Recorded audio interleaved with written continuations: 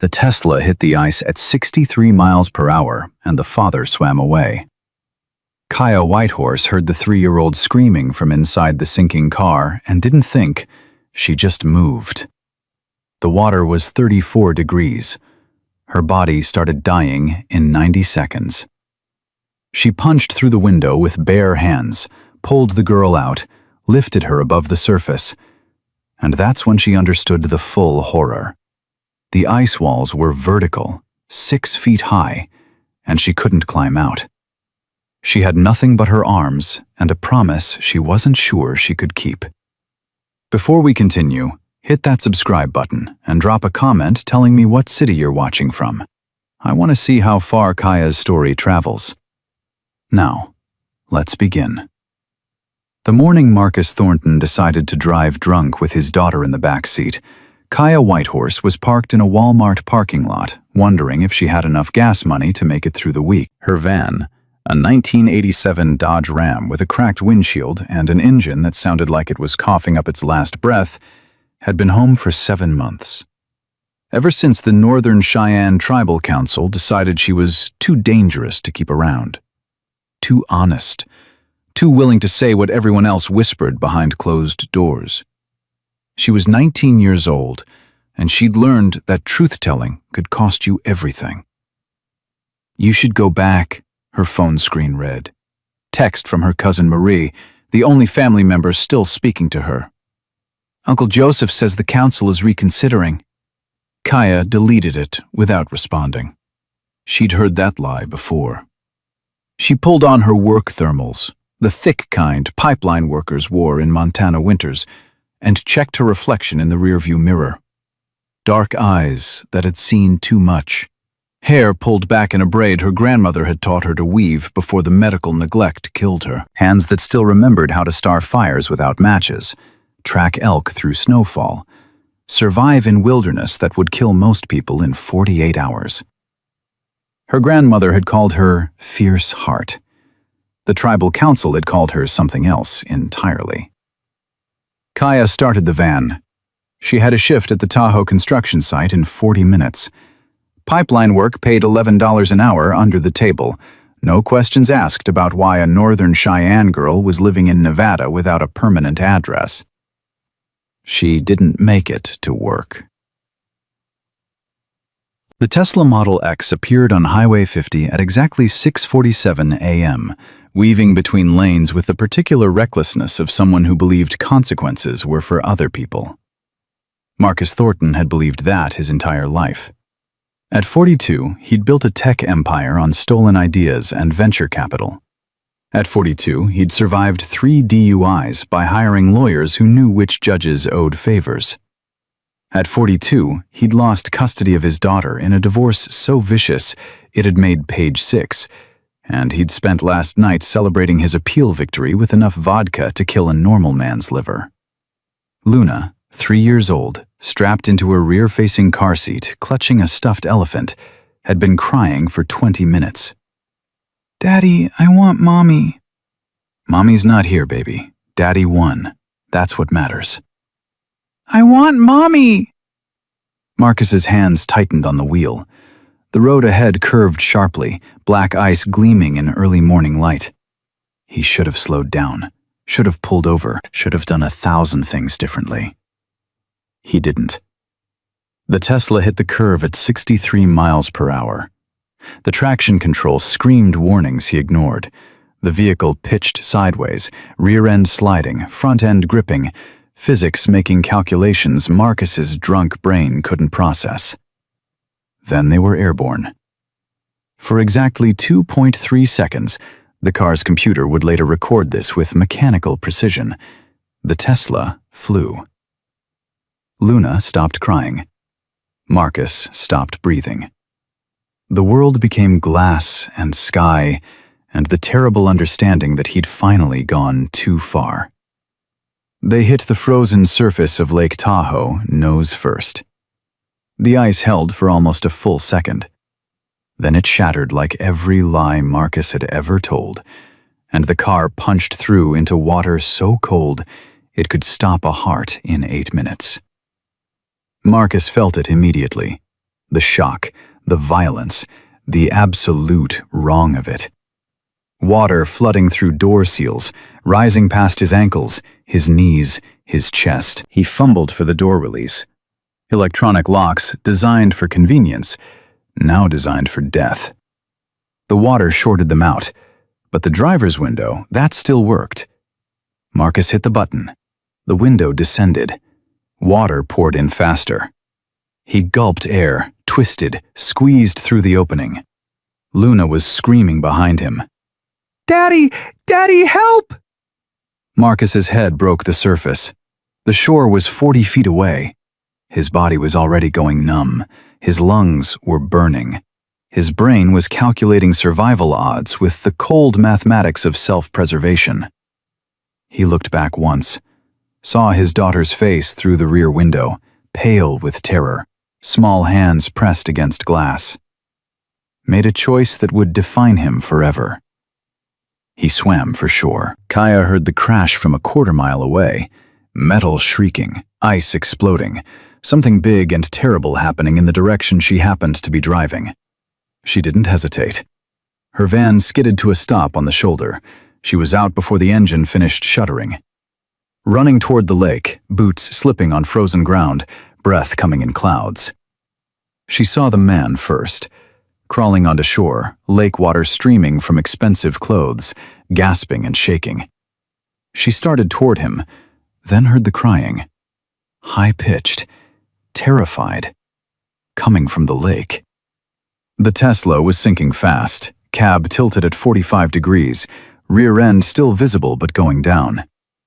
And in the back window, a child's face.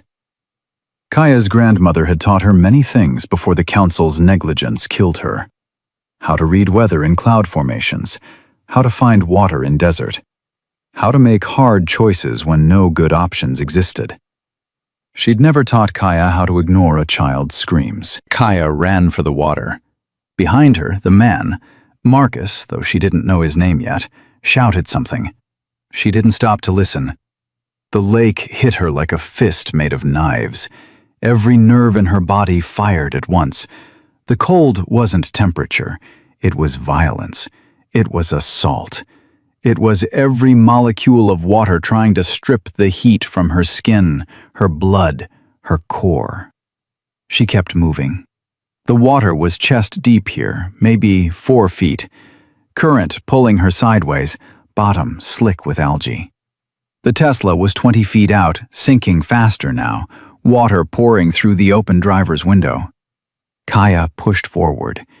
Each step was a negotiation with her body, which wanted desperately to turn around, to seek warmth, to survive. She reached the car as the rear window went under. Through the glass, she could see the little girl clearly now, maybe 3 years old, still strapped in her car seat, still crying. Small hands reaching toward Kaya with absolute trust. The door wouldn't open. Water pressure, physics, death wearing a mechanical face. Kaya made a fist and punched the window. The pain was distant, theoretical. Glass didn't break. She hit it again, knuckles splitting, blood swirling into dark water. Again. Her grandmother's voice, memory speaking through cold. "Fierce heart, when the moment comes, you'll know what to do." 4th strike, using her elbow. The window cracked. 5th strike. It shattered. Water rushed in. So did Kaya. The car seat buckle was a nightmare of frozen plastic and panic. Her fingers weren't working right anymore, stiff, clumsy, belonging to someone else.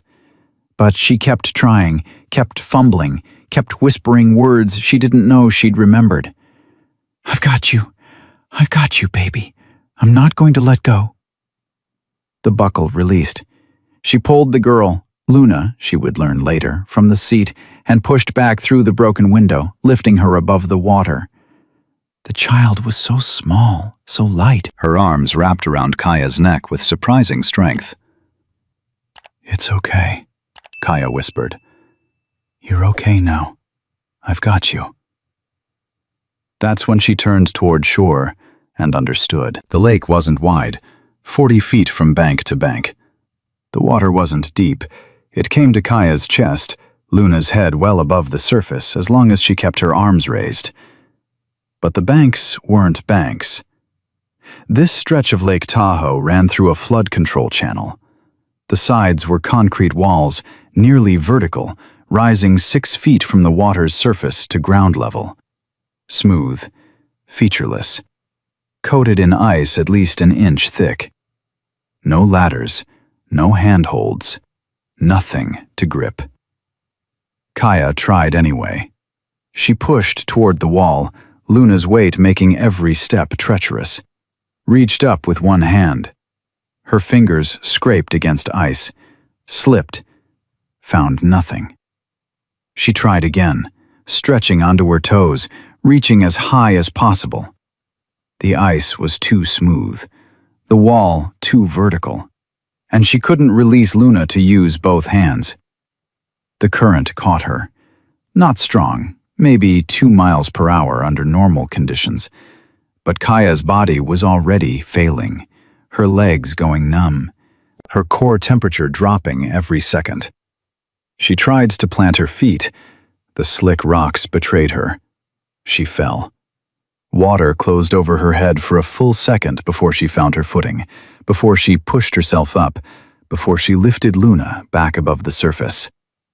The little girl was coughing, choking, screaming again. Kaya held her as high as her arms could reach and fought the panic trying to hijack her brain. She tried the wall again, and again, and again. Each attempt weaker than the last, each failure costing energy she couldn't afford to lose. Her body wanted to stop. Her body wanted to let go of the weight in her arms and swim for help. Her body, in its primitive wisdom, understood that holding a 25-pound child above water while standing chest-deep in 34-degree water was a death sentence. Kaya told her body to shut up. She backed against the concrete wall, pressing her spine to the ice, and lifted Luna as high as her arms could reach. The little girl's head was above water. She was breathing. She was alive. Kaya would keep her that way for as long as her body lasted. "It's okay," she whispered through chattering teeth. "It's okay, baby. I've got you. Help is coming." She didn't know if help was coming. Didn't know if anyone had seen the crash. Didn't know if the man who'd crawled out and run away had called 911, or if he was still running. But she said it anyway. "I'm not going to let go. You hear me? I promise. I'm not going to let go." Luna looked up at her with enormous eyes, pale face, blue-tinged lips, already shivering violently. "Cold," the little girl whispered. "I know, baby. I know it's cold." Kaya started to sing. The song was her grandmother's, a Northern Cheyenne lullaby from before the council's corruption, before the medical neglect, before everything.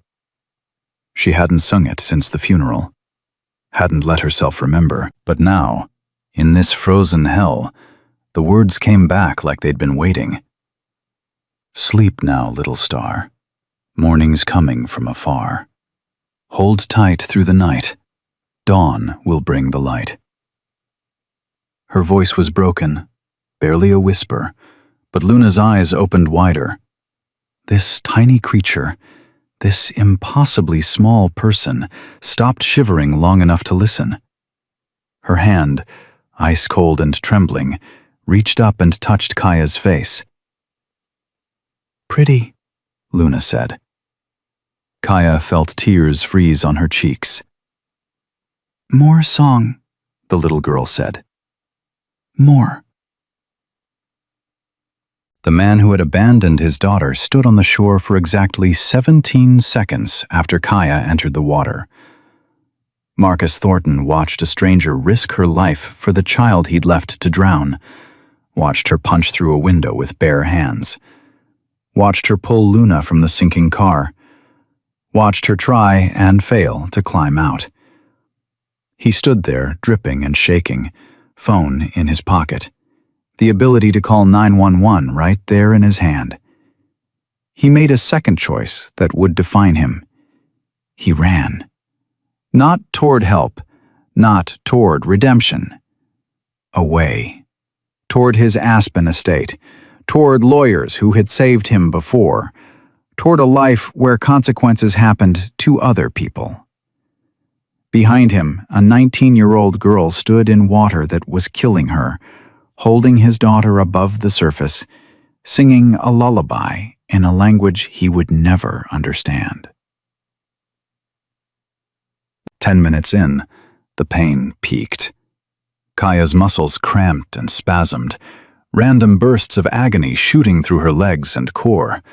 Her skin felt stabbed by 1,000 needles, each driving deeper with every second. Her core temperature dropped to 93 degrees Fahrenheit. Luna had stopped crying. That terrified Kaya more than anything. She looked down at the little girl's pale face, blue-tinged lips, eyes starting to flutter closed. The cold was taking her, too. She was smaller, less body mass. If Kaya was dying, Luna was dying faster. "Stay with me," Kaya said, her own voice strange and distant. "Stay awake, baby. Talk to me." "Sleepy," Luna whispered. "I know, but you can't sleep yet. Tell me about your elephant. What's his name?" Luna's eyes opened slightly. "Mr. Trunk." "Mr. Trunk. That's a good name. Does he like adventures?" "Yeah." "This is an adventure, baby. Mr. Trunk would be proud of you. You're being so brave." "Are you brave?" The question hit Kaya like a second wave of cold. Was she brave? Or just stupid? Standing in killing water because she couldn't ignore a child's screams, because her grandmother had taught her that honor mattered more than survival. The tribal council had said she was reckless, dangerous, too willing to sacrifice herself for principles that didn't pay bills or win arguments. Maybe they were right.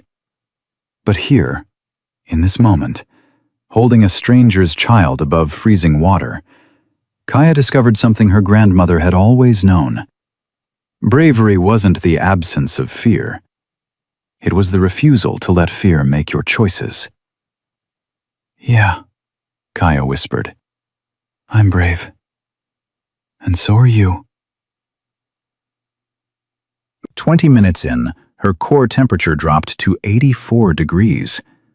The pain was fading now, replaced by a dangerous warmth spreading through her body. Hypothermia's cruelest trick, convincing the dying that they were getting better. Kaya's arms shook so badly she feared dropping Luna. Her legs threatened to buckle with every breath.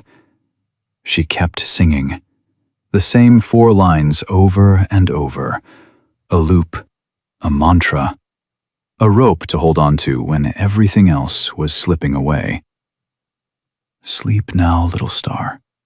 Morning's coming from afar." She couldn't remember why she'd been exiled, couldn't remember her grandmother's face, couldn't remember her own name.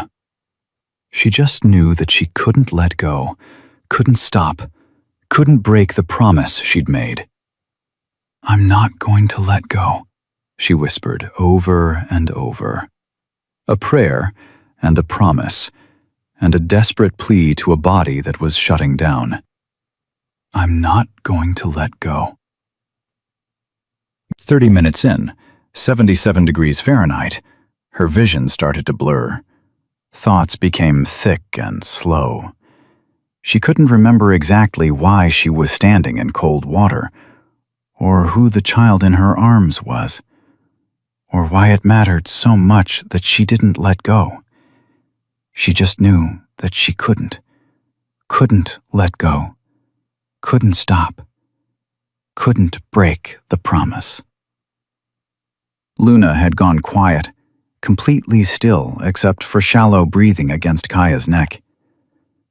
"Stay with me," Kaya tried to say, but the words came out garbled, foreign. Her grandmother's voice came through the cold. Not memory this time. Something deeper. Something that felt like presence. "Fierce heart, you're stronger than you know." "I'm not," Kaya whispered. "I'm not strong. I'm dying." "You're still standing." "I can't hold on much longer." "You don't have to hold on much longer. You just have to hold on now. This second, this breath, and then the next." Kaya lifted Luna higher. Her arms were dead weight now. She couldn't feel them anymore. But they obeyed. "That's my girl. One more second. One more breath." 40 minutes in, 75 degrees, her heart was barely beating. Her lungs were barely working. The ice had crawled up her chest, her neck, into her brain. She couldn't feel her arms anymore, couldn't feel the weight of the child, couldn't feel anything except a distant, fading certainty that she had to hold on. She was still singing, barely, a breath, a whisper, fragments of melody escaping lips that had forgotten how to form words. "Sleep now, little star." Somewhere far away, sirens. Somewhere closer, voices. Somewhere impossibly distant, her own voice making a promise she no longer remembered. "I'm not going to let go." At 45 minutes and 17 seconds, the rescue divers pulled Kaya Whitehorse from Lake Tahoe, with a 3-year-old girl still clutched in her arms. They found her fingers had frozen around Luna's coat, literally frozen, locked in place by ice and hypothermia and sheer, impossible will. They had to pry her grip open to separate them. In the ambulance, the paramedic checked Kaya's core temperature with hands that shook slightly, professional composure cracking. 73.4 degrees Fahrenheit. He looked at his partner, a woman who'd worked emergency medicine for 19 years, and said 3 words that would echo through medical conferences for years to come. "This girl's dead." But she wasn't. Not yet. And what happened next, what 1,500 Hell's Angels did when they learned her story, wouldn't just make medical news. It would rewrite what an entire nation believed about family, sacrifice, and the throwaway children society pretends not to see. The helicopter landed at Renown Regional Medical Center at 7:34 a.m. with a patient who shouldn't have been breathing. Dr. Simone Park had worked emergency medicine for 17 years. She'd seen drownings, hypothermia cases, trauma that defied description.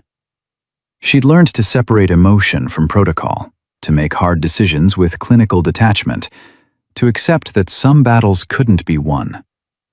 But when they wheeled Kaya Whitehorse through those doors, something in Simone's carefully constructed professional armor cracked. The girl was blue, not pale, blue. Lips the color of deep bruises, fingernails black with frostbite, skin temperature so low the infrared thermometer kept throwing error messages. "Core temp on arrival?" Simone asked, already moving. 73.4, the flight paramedic said. His voice was tight. "She coded twice in transport. We got her back both times, but she shouldn't be alive," Simone finished. "No, ma'am. She shouldn't." They worked on Kaya for 47 minutes in Trauma Bay 3. Warming blankets, heated 1.5 fluids, cardiac monitoring that showed a heart beating so slowly it looked like a machine powering down. At 8:21 a.m., Simone pulled off her gloves and looked at her team. "She's stable, for now." "What's the prognosis?" asked Chen, the newest resident, still young enough to believe medicine could save everyone. Simone glanced at the monitors, at the brain activity readings that should have shown robust neural function, but instead displayed patterns she associated with severe anoxic injury. Honestly, I'm not sure she'll wake up. And if she does... She stopped, started again. The human brain can't survive that long without adequate oxygen. She was in that water 45 minutes. The damage is almost certainly catastrophic. But she's breathing on her own, Chen said. Brainstem function doesn't mean higher cognition survived. Simone touched the girl's arm, skin still cold despite everything they'd done. Start calling neurology and find out who she is. Someone out there needs to know she's here. That someone turned out to be no one at all. No ID, no wallet, no phone. The van they'd found parked near the lake was registered to a Ruth Whitehorse, deceased 8 months prior. The girl herself carried nothing but a medicine pouch around her neck and a photograph in her thermal pocket. An older woman with braided gray hair and eyes that held fierce love. She's homeless, the social worker reported 2 hours later. Or close to it, living in that van. The construction company she worked for says she showed up 3 weeks ago, gave a fake social security number, took cash payment. No emergency contact. No family they know of. Simone stared at the girl in the ICU bed. 19 years old. Alone in the world. And she'd jumped into freezing water to save a stranger's child. What about the little girl? Simone asked. The one she pulled out? Luna Thornton, 3 years old. She's in Pediatric 1 CU. Hypothermia, but mild compared to...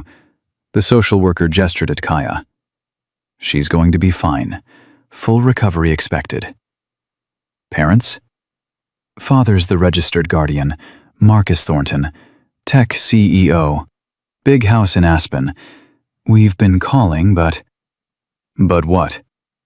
The social worker's expression went carefully neutral. He's not answering. Something cold settled in Simone's chest. The police said the driver fled the scene. Yes, ma'am. Was it him? The father? That's what they're investigating. Simone looked back at Kaya, at this girl who'd given everything for a child whose own father had run.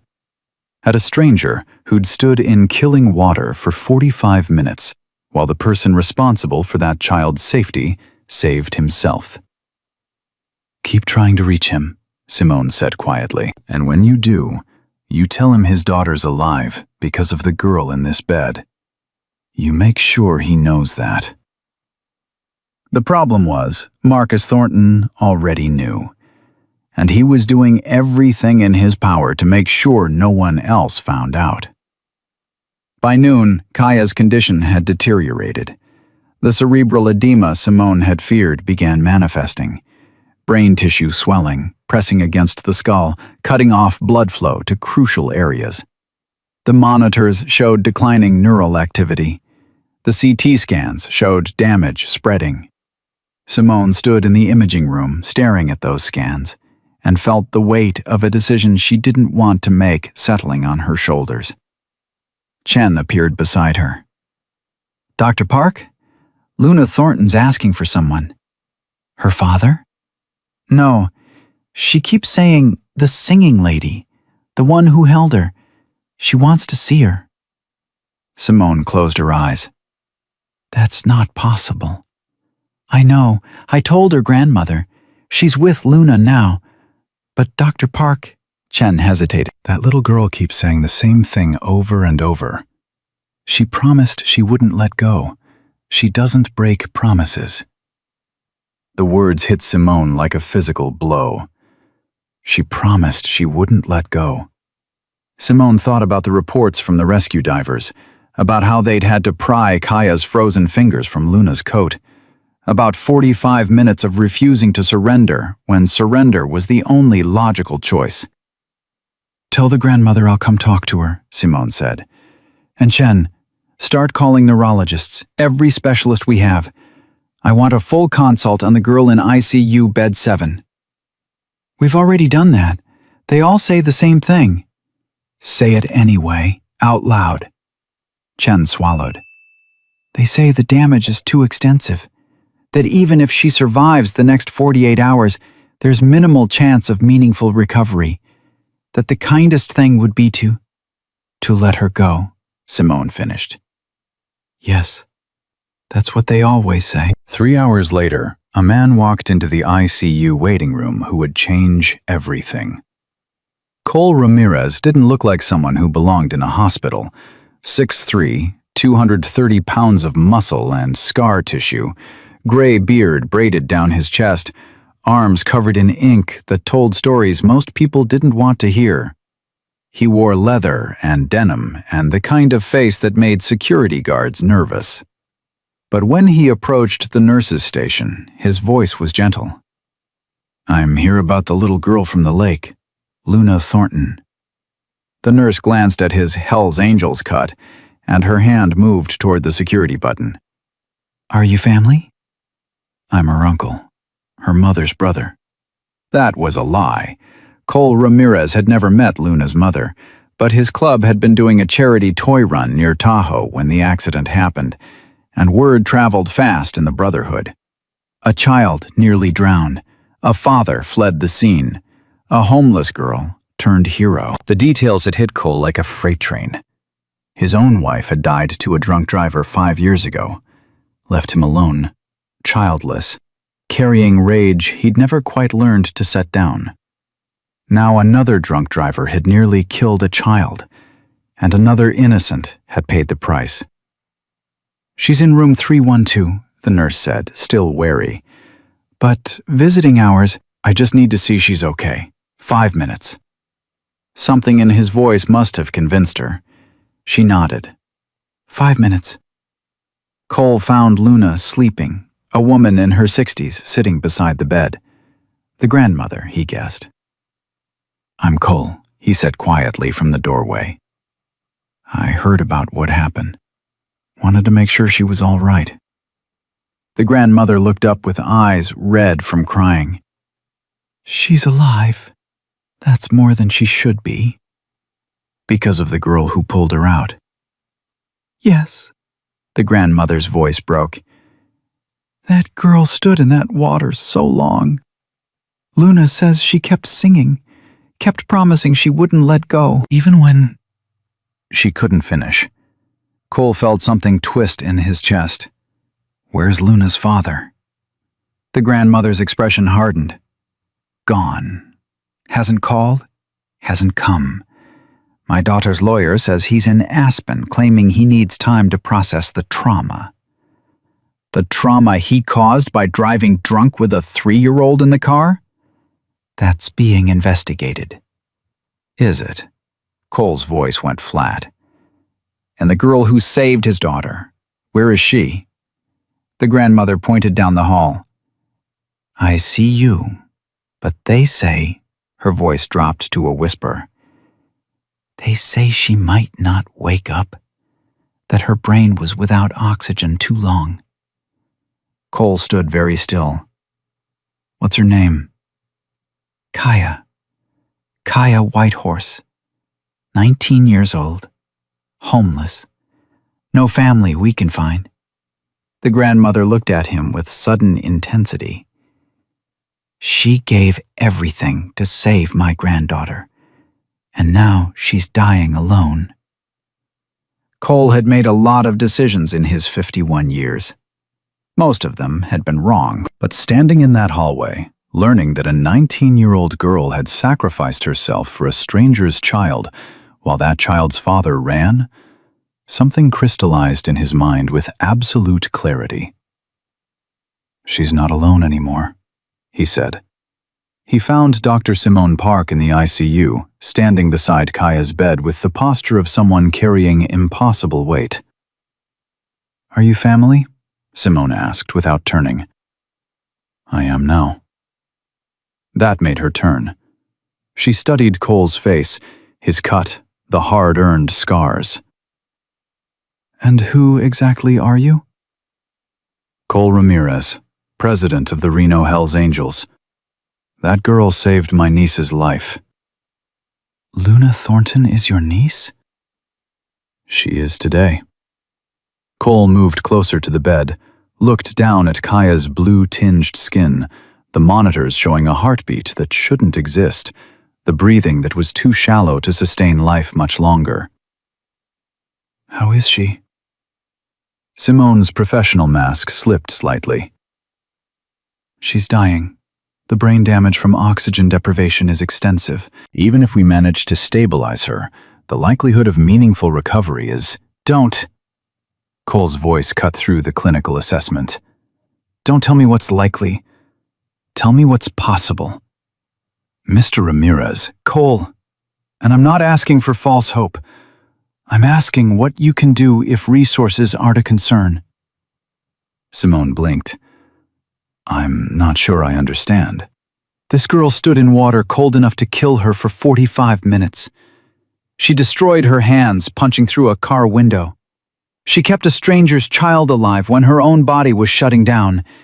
And she did it because it was right, not because anyone would thank her or pay her or remember her name." Cole's voice was rough. "Now you're telling me the kindest thing is to let her go, to give up on her the way everyone else in her life already has." "That's not, isn't it?" Cole gestured at the empty room. "Where's her family? Her friends? Anyone who loves her? She's 19 years old and she's dying alone in this room because she was the only person brave enough to do what Luna's own father wouldn't." Simone felt tears burning behind her eyes. "Even with unlimited resources, the odds—" "I don't care about odds. I care about what's right." Cole pulled out his phone, fingers moving quickly. "I'm about to make some calls. By tonight, there'll be brothers from every chapter in 3 states outside this hospital. We're going to raise money. We're going to fund whatever treatment you think might work. Experimental protocols, specialist consultations, whatever it takes." "Mr. Ramirez, Cole, you need to understand. The brain damage is severe. The statistical likelihood of recovery is effectively 0. "Your statistics didn't account for this girl," Cole said quietly. "They didn't account for someone standing in killing water for 45 minutes when every medical model says that's impossible. They didn't account for her keeping her promise when breaking it would have saved her life." He looked Simone in the eye. "So I'm asking you directly. Will you fight for her the way she fought for that little girl?" Simone looked at Kaya, at this stranger who'd become a symbol of something Simone had forgotten after 17 years in emergency medicine. The idea that sometimes the right thing to do was refuse to accept the statistically probable outcome. "There's an experimental protocol," Simone said slowly. "ECMO with therapeutic hypothermia cycling. We've used it for severe hypothermia cases, but never with this level of anoxic brain injury. It would require round-the-clock monitoring, multiple specialists, equipment we'd have to bring in from other facilities." "Cost?" $2 million, maybe more. And insurance won't cover experimental treatment. Then we'll pay cash." Cole was already texting. "What else do you need?" "Honestly, a miracle. She's already given us one. Least we can do is believe she's got another one in her." Simone felt something shift in her chest. The clinical detachment she'd relied on for almost 2 decades cracked completely, and beneath it she found something she'd thought she'd lost. Hope. "I'll assemble the team," she said. "We start tonight." Cole nodded. Then he did something that surprised both of them. He took Kaya's hand, the one wrapped in bandages from punching through glass, and held it gently. "You hear that, kid? We're not giving up on you. You didn't let go of that little girl, and we're not letting go of you." His voice broke slightly.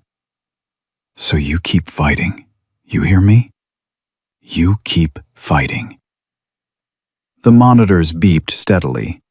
Kaya's chest rose and fell with mechanical regularity. There was no sign she'd heard anything, but Cole stayed there holding her hand until security finally made him leave at midnight. And by then there were 73 motorcycles in the parking lot. By the next morning, there would be 200.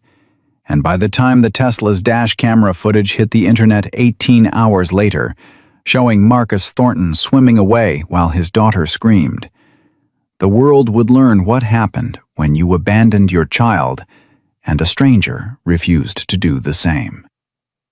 The footage was released by an anonymous source at 11:47 p.m. Someone in law enforcement or insurance investigation who'd watched it and decided the public deserved to know the truth. Tesla's cameras recorded everything: the drunk driving, the crash, the interior view of Luna strapped in her car seat as water poured in, and, most damning, the exterior camera showing Marcus squeeze through the driver's window, surface, look back at his daughter's face pressed against the rear glass, and make a conscious choice. He swam away. The video showed Kaya appearing 23 seconds later, running, diving, punching through glass with her bare hands, pulling Luna out, and then, because the camera kept recording until the car's battery died, it showed Kaya standing in that water, holding Luna above the surface, trying again and again to climb out, failing, staying anyway. The video ended at 41 minutes, the battery finally drowning. But 41 minutes was enough. By 2 a.m., the video had 3 million views. By dawn, 17 million. By noon the next day, it would hit 68 million, and Marcus Thornton's carefully constructed life would begin collapsing like a house of cards in a windstorm. Cole was in the ICU waiting room when his phone started buzzing with notifications. He watched the video once with his jaw clenched, then called his vice president. "Dutch, you watching this?" "Yeah, brother. Everyone's watching this." "Good. Get on the phone. Every chapter from here to the Mississippi. I want them to see what this girl did. And I want them to see what that coward did to his own daughter."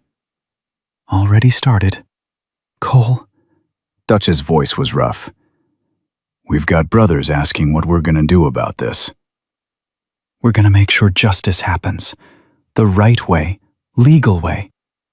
But if the system fails..." "We'll be ready." Cole ended the call and walked back to Kaya's room. Dr. Park was there adjusting monitors, and she looked up when he entered.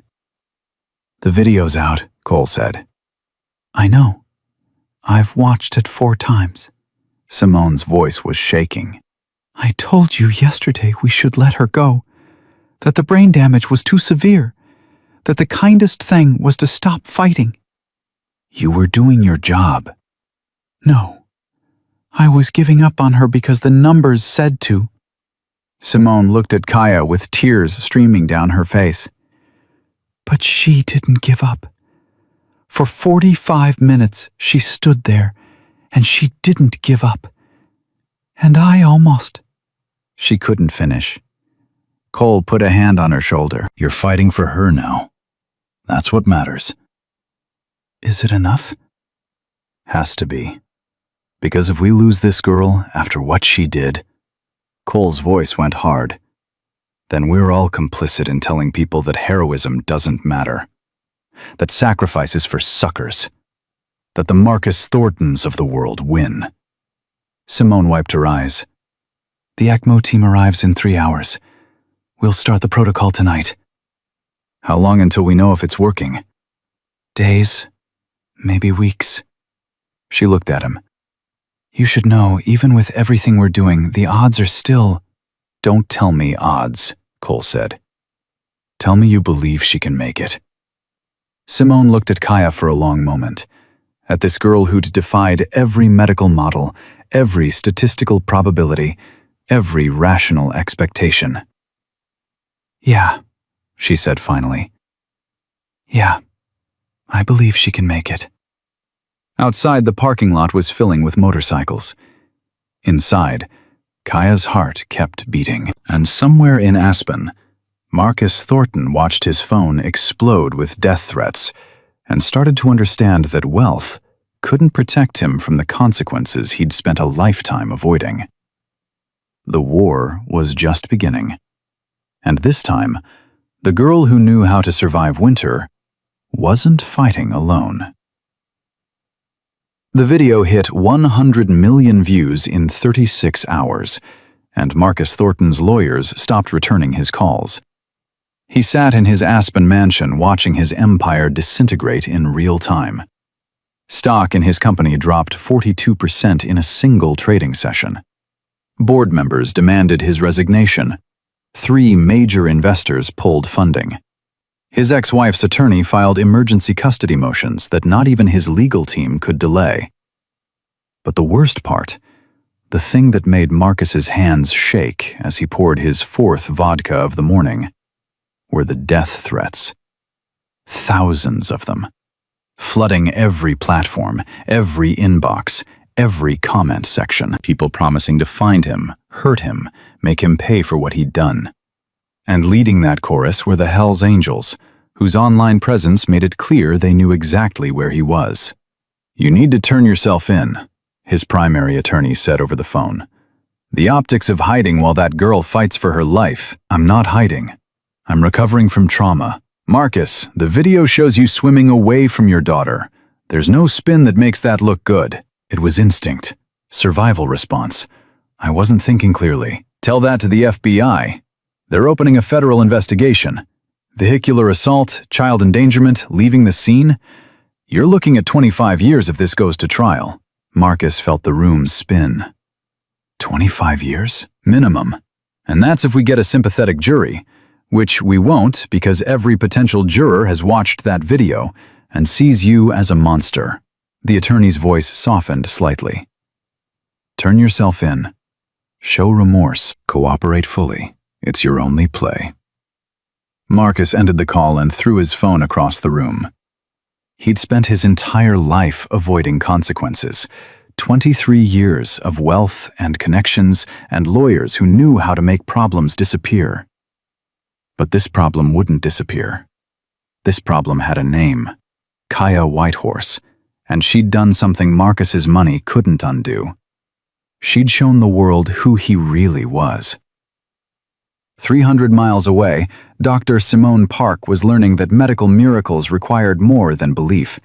They required blood, sweat, and a willingness to gamble everything on impossible odds. The ECMO protocol had started at midnight on day 3. Kaya's heart had stopped twice during setup. They'd restarted it both times, but the second time took 9 minutes and left everyone in the room shaking. "Brain activity's declining," Chen reported at 4 a.m., staring at monitors with exhausted eyes. "We're losing her." "No, we're not." Simone adjusted the oxygen flow, recalculated medication dosages, made decisions based on instinct more than evidence. "Increase the warming rate by 0.3 degrees and get me another neuroconsult." "Dr. Park, we've already consulted with..." "Then consult again. Find someone who'll tell me something other than she's dying." But everyone told her the same thing. The damage was too extensive, the oxygen deprivation too prolonged, the swelling too severe. Even with ECMO, even with experimental protocols, even with everything they were doing, Kaya Whitehorse was going to die. Simone refused to accept it. She worked 18-hour shifts, sleeping in the ICU break room, living on coffee and rage. Cole brought her food she didn't eat and words of encouragement that barely registered. The team rotated around her, but Simone stayed constant, watching those monitors like she could will them to show improvement. On day 5, Kaya coded again. This time it took 14 minutes to bring her back, and when they did, her brain activity was so low the machines could barely detect it. "Simone," Dr. Marcus Webb, chief of neurology, pulled her aside. "You need to accept this isn't working. The ECMO is keeping her heart beating, but her brain is already gone. The scans show massive cell death across multiple regions. She's not coming back." "You don't know that." "Yes, I do. 28 years of neurology tells me exactly what's happening in that girl's head. She's effectively brain dead. The kindest thing— Don't! Simone's voice cracked. Don't tell me what's kind. She stood in freezing water for 45 minutes because it was kind. She destroyed her hands because it was kind. She kept breathing long enough to save a child because kind was the only thing that mattered to her. So don't tell me the kind thing is to quit. Marcus Webb was quiet for a moment. What are you really fighting for here? Her recovery or your own guilt? The question hit like a physical blow. Simone thought about that first night, about how quickly she'd wanted to give up, about how she'd looked at numbers instead of the human being in front of her, about how close she'd come to being part of the system that had failed Kaya her entire life. Maybe both, she said finally. But does it matter? If I can save her, does it matter why? It matters if you're torturing her for your own conscience. She's not in pain. The coma, you don't know that. You don't know what she's experiencing, or if keeping her alive like this is mercy or cruelty. Webb touched her shoulder gently. Sometimes the bravest thing a doctor can do is let go. Simone looked through the window at Kaya's still form, at the machines doing work her body couldn't, at a life hanging by threads so thin they might already be broken. She didn't let go, Simone whispered. For 45 minutes, she didn't let go. How can I? Webb had no answer for that.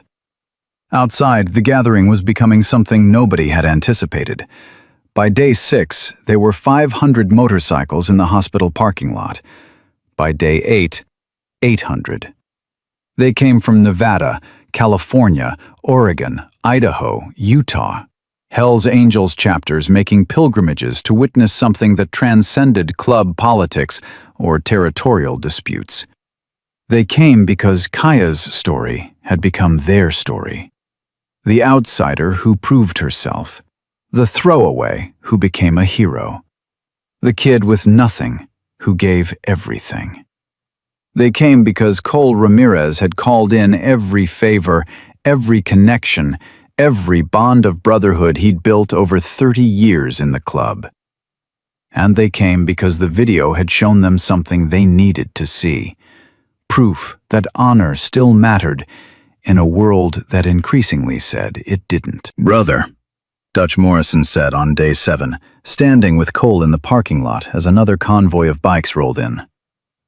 We've got chapters from as far as Texas calling, wanting to know if they should come. What do I tell them? Cole watched the steady stream of leather and chrome. Tell them to come. Tell them all to come. Because when this girl wakes up, if she wakes up, when, Cole said firmly, when she wakes up, I want her to see what she started. I want her to understand she's not alone anymore. Dutch was quiet. Then, what if she doesn't wake up? Cole's jaw tightened. Then I want the world to see how many people refused to forget her. How many showed up. How many said her life mattered. He turned to Dutch. Either way, we're not leaving until this ends. Luna asked about Kaya every day.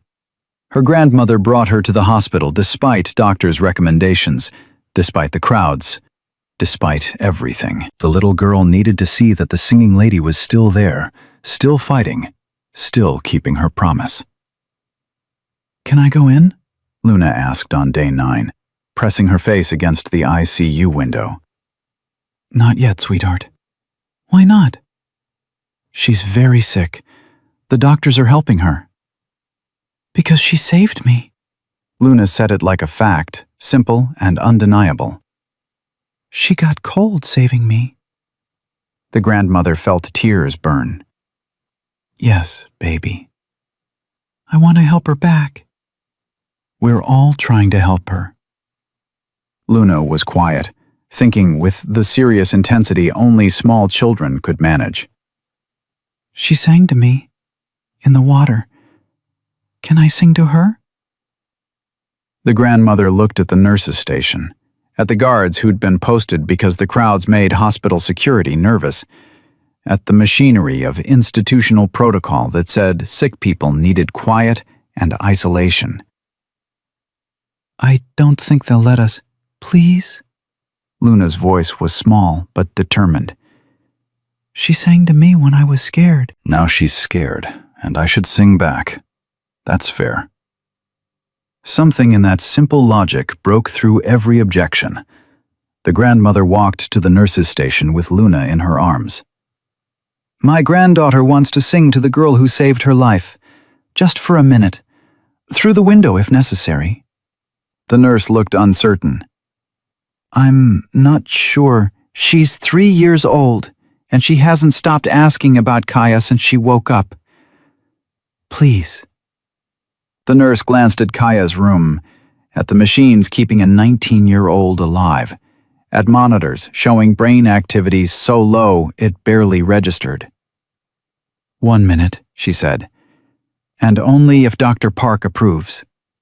Simone appeared from the break room, looking like she hadn't slept in days. She listened to the request with exhausted eyes. Yes, she said simply. Yes, bring her in. They brought Luna to Kaya's bedside, and the little girl looked at the tubes, the bandages, the stillness with solemn understanding that someone who'd been that close to death could recognize it in others. Hi, Luna whispered. It's me. The one you saved. Kaya didn't respond. The machines beeped steadily. Luna reached out carefully and touched Kaya's bandaged hand. You promised you wouldn't let go. Remember? You said it in the water. Her voice strengthened. I'm not letting go either. So you have to wake up. That's how promises work. Then she started singing. The Northern Cheyenne lullaby Kaya had sung to her. The words probably wrong, but the melody pure and clear. Sleep now, little star. Morning's coming from afar. Hold tight through the night. Dawn will bring the light. Simone watched the monitors, watched for any change, any flicker, any sign that some part of Kaya heard and understood. Nothing changed. Luna sang the whole song twice, then kissed Kaya's hand and let her grandmother carry her out. Simone stood alone in the room, feeling hope drain away. They were losing this fight. All the protocols, all the technology, all the refusal to quit. It wasn't enough. Kaya was slipping away, and there was nothing Simone could do to stop it. She turned to leave, and that's when she heard it. A change in the monitors. Not much, just a slight variation in heart rate. A flicker on the EEG showing increased brain activity. Simone spun back to the machines, heart hammering. Jen, get in here! Chen ran in. What's wrong? Nothing's wrong. Look at the readings. Chen stared at the monitors. That's not possible. Her brain activity is increasing.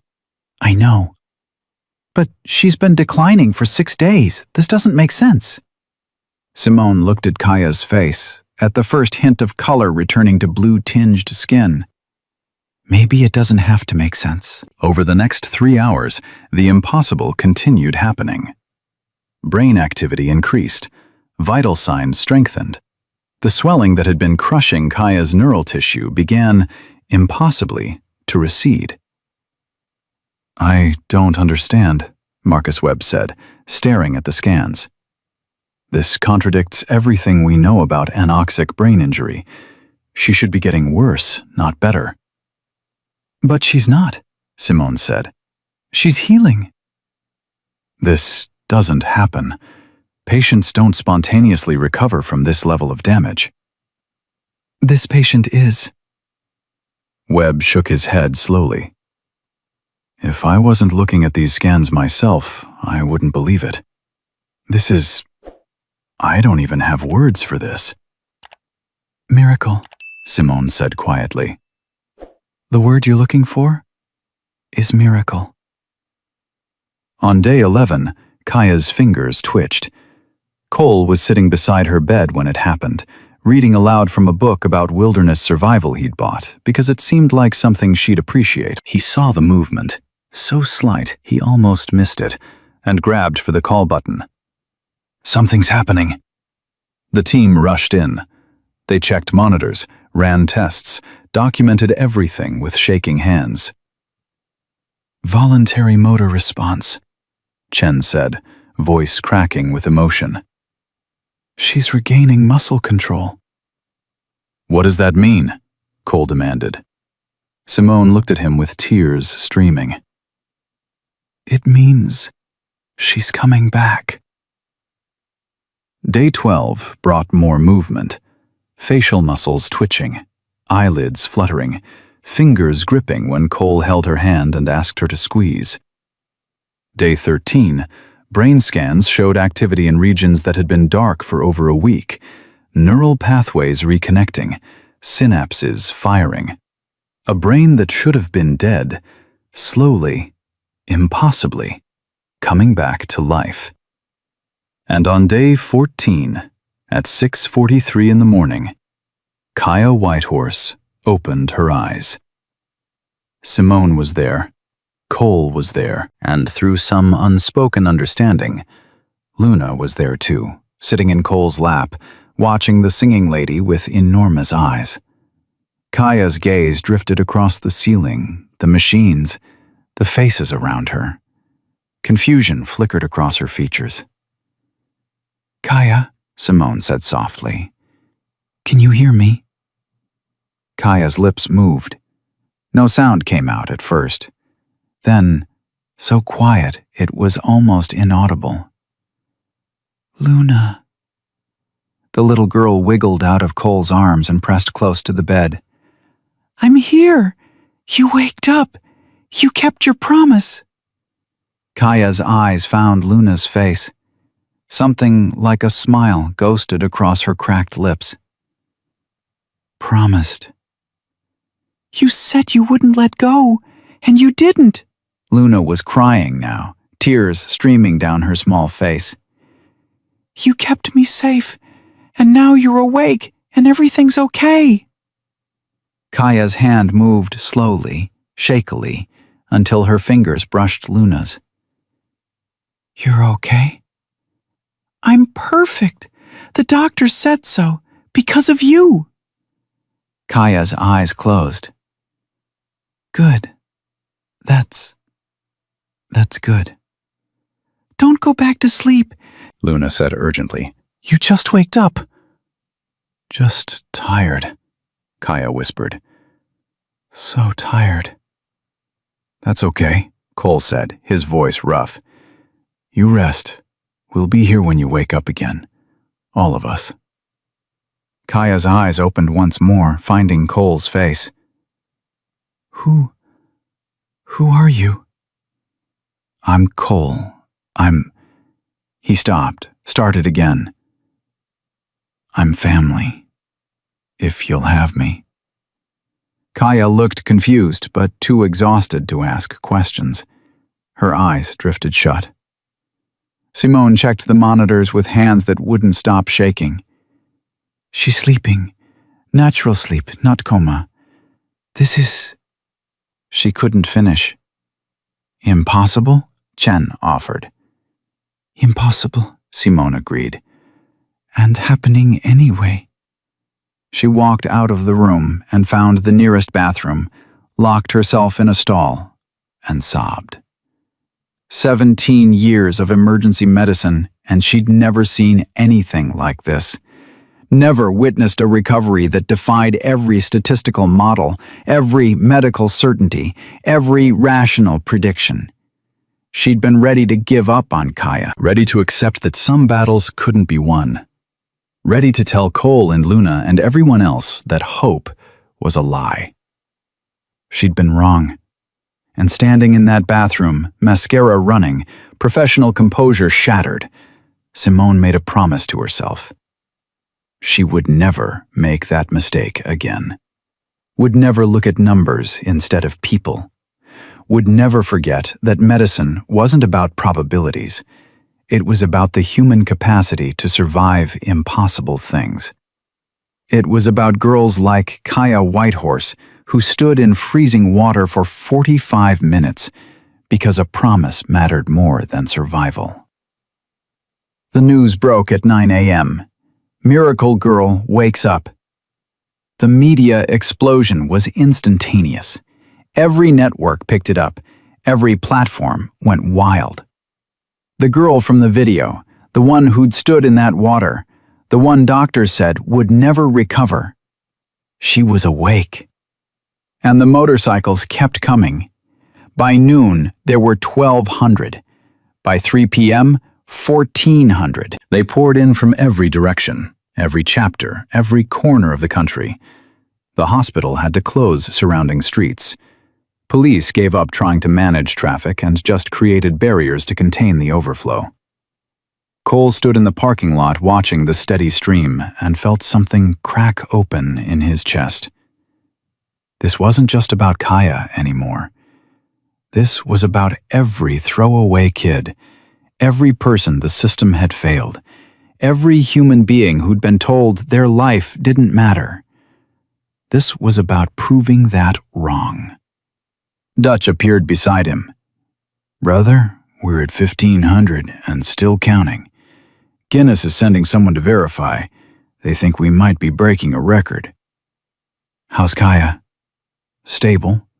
Awake for a few minutes every hour, asking questions. Dr. Park says full recovery is possible. Not guaranteed, but possible." Cole felt tears burning. "She's going to make it." "Yeah," Dutch said. "She is. And when she's strong enough, we need to tell her something." "What's that?" "Tell her Marcus Thornton was arrested an hour ago. FBI raid. Perp walk in front of about 100 cameras. His lawyers couldn't save him this time." Cole's expression went hard. "Good. Where is he now?" "County jail. Bail denied. Prosecutors asking for maximum sentence on all charges." "How long?" 25 years if they get a conviction. And brother," Dutch smiled grimly, "they're gonna get a conviction. The video, the abandoned daughter, the homeless girl he left to die saving his kid. No jury's gonna let him walk." Cole looked at the sea of motorcycles, at 1,500 people who'd come to witness something bigger than themselves. "When Kaya's ready, we bring her out here. Let her see what she started." "You think she'll want that?" "I think she needs to see she matters, that she's not alone, that 1,500 people rode from all over the country just to tell her she's one of us now." Dutch nodded slowly. "And if she doesn't want to join the family? Then we tell her the family chose her anyway, and we mean it." Inside, Kaya woke again at 4 p.m., and this time stayed conscious for 20 minutes, long enough to hear about Marcus's arrest, long enough to understand what the sound outside meant. Not traffic, but engines. Hundreds of them. "They're here for you," Simone explained. "Motorcycle clubs from across the country. They came to make sure you knew you're not alone." Kaya's eyes were wet. "I don't understand. I just did what anyone would do." "No," Cole said. "You did what almost no one would do. You stood in killing water for 45 minutes. You kept a promise when breaking it would have saved your life. And you showed 1,500 bikers and about 100 million people watching online what real courage looks like." "I'm not brave," Kaya whispered. "I was terrified the whole time." "That's what makes it brave," Cole said. "Doing it anyway." Kaya closed her eyes. When she opened them again, there was something different in her expression, something harder. "My grandmother used to say the measure of a person isn't what they do when people are watching. It's what they do when no one will ever know." "Your grandmother sounds like she was a wise woman." "She died because the tribal council wouldn't approve her medical transport. They said it wasn't worth the expense for someone her age. Kaya's voice was flat. I reported them, brought evidence, testified in front of the whole council, and they blacklisted me for it. Told everyone in the community I was a liar and a troublemaker. I lost everything. But you didn't lose yourself, Simone said quietly. You could have become bitter, angry, but instead, you jumped into freezing water for a stranger's child. Because that's who my grandmother raised me to be. Kaya looked at Cole. You said your family. You don't know me. I know enough. I know you're the kind of person who keeps promises, who stands up for what's right, even when it costs everything, who saves children while their fathers run away. Cole leaned forward. I know you're exactly the kind of person I want in my family. Kaya was quiet for a long time. Finally, I don't know how to be in a family anymore. Don't know how to trust people. Neither did I, Cole said. Lost my wife 5 years ago. Drunk driver. Left me alone, angry, not sure I wanted to keep going.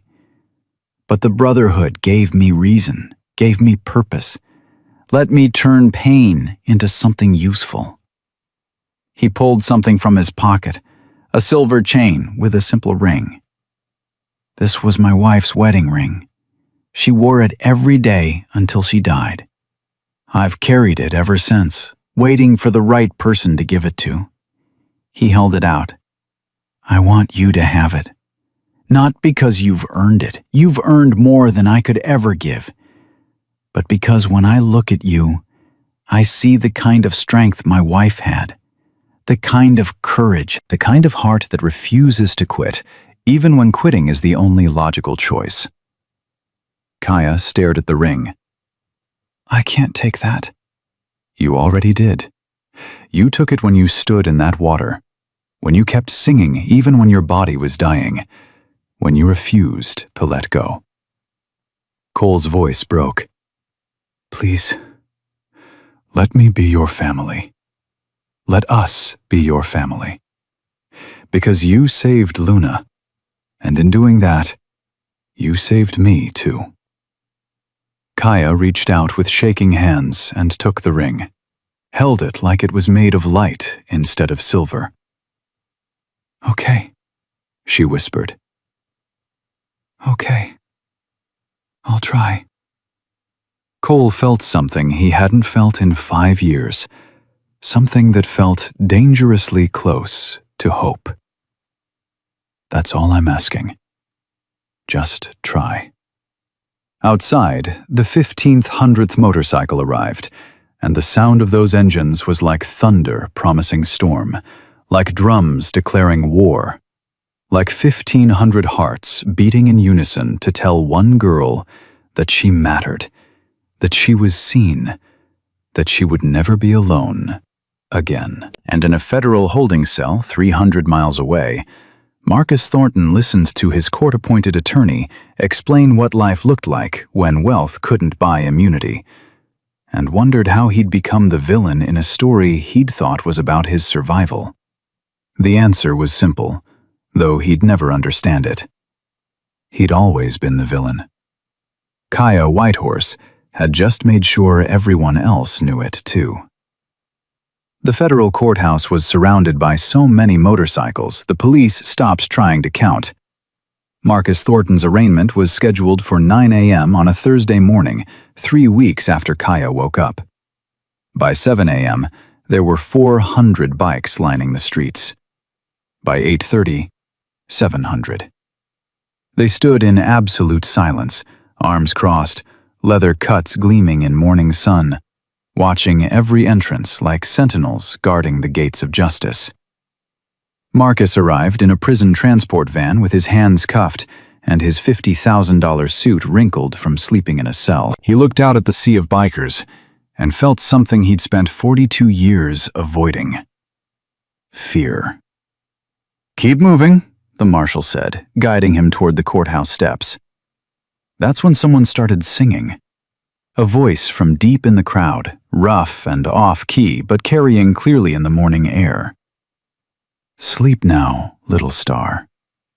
Others joined in. Dozens, then hundreds, the Northern Cheyenne lullaby Kaya had sung to Luna becoming an anthem, a judgment, a reminder of what Marcus had left behind when he swam for shore.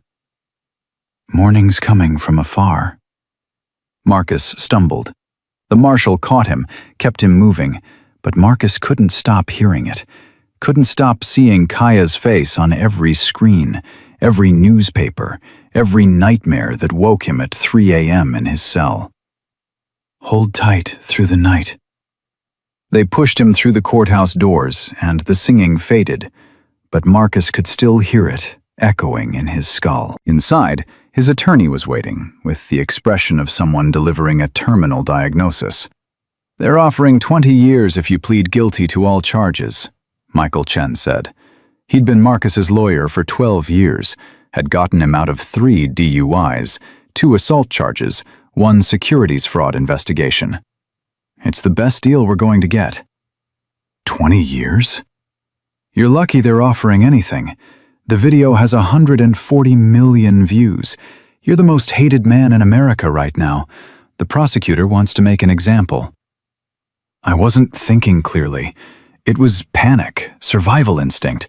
"Marcus." Chen's voice was tired. "Stop. The jury isn't going to believe that. No one believes that. You swam away from your 3-year-old daughter while she was drowning. There's no explanation that makes that okay." "So what, I just give up? Accept 20 years? "You accept reality. You abandoned your child. A homeless teenager nearly died saving her." The contrast couldn't be starker. Chen leaned forward. "The prosecutor has forensic psychologists ready to testify about your pattern of behavior. 12 prior DUIs, 8 assault charges, evidence of narcissistic personality disorder. They're going to paint you as a monster, and the jury is going to believe them because the video shows them a monster." Marcus felt his carefully constructed world continuing to collapse. "What if I go to trial?" "Then you get 30 years minimum. Probably more. The judge hates you. I saw her face when they played the video in chambers. She's going to throw the book at you." Chen stood. "Take the deal. Show remorse. Cooperate fully. It's the only way you see freedom again before you're 62. Marcus looked at his hands, at the Italian leather shoes that cost $3,000, at the life that had seemed so permanent, so protected, now revealed as paper thin. "When do I have to decide?" "Now. They want an answer before the arraignment." Marcus thought about Luna, about how she'd looked at him in the custody hearing before all this, small face full of confusion and hurt, about how she'd never look at him again except through prison glass. He thought about Kaya Whitehorse, who'd given everything while he'd saved only himself. "Tell them yes," Marcus said quietly. "I'll take the deal." Chen nodded and left to make the call. Marcus sat alone in the holding cell and wondered if 20 years was punishment enough for the man he'd become. It wasn't, but it was a start. The arraignment lasted 12 minutes. Marcus pled guilty to 4 counts of felony child endangerment, 3 counts of vehicular assault, 1 count of leaving the scene of an accident involving serious injury. The judge accepted the plea agreement and set sentencing for 6 weeks later. As they led Marcus out, he saw Luna in the gallery with her grandmother. The little girl looked right through him, like he was already gone. Maybe he was. Outside, the bikers were still there, still silent, still watching. And when Marcus's transport van pulled away, they started their engines in unison, and the sound was like the earth itself passing judgment. Kaya watched the arraignment on a tablet from her hospital bed, with Cole sitting beside her. She'd been awake for 4 days now, getting stronger every hour, but still too weak to leave the ICU. The doctor said another week minimum before discharge, Physical therapy after that. Months of recovery ahead. But she was alive, and every day she woke up was another day she'd survived impossible odds. "How do you feel?" Cole asked when the video ended. "Seeing him plead guilty?" Kaya was quiet for a long moment. "Empty. I thought I'd feel satisfaction or relief or something, but I just feel empty." "That's normal." "Is it? He left his daughter to die. I nearly died saving her. And now he's going to prison, and I'm supposed to feel like justice was served, but—" She stopped, struggling for words. "It doesn't change anything. Doesn't undo what happened. Doesn't give me back the 45 minutes or the frostbite or the brain damage that almost killed me." Cole took her hand carefully, mindful of the bandages still covering shredded palms. Justice isn't about undoing the past. It's about making sure the future is different. That man is going to prison. That matters.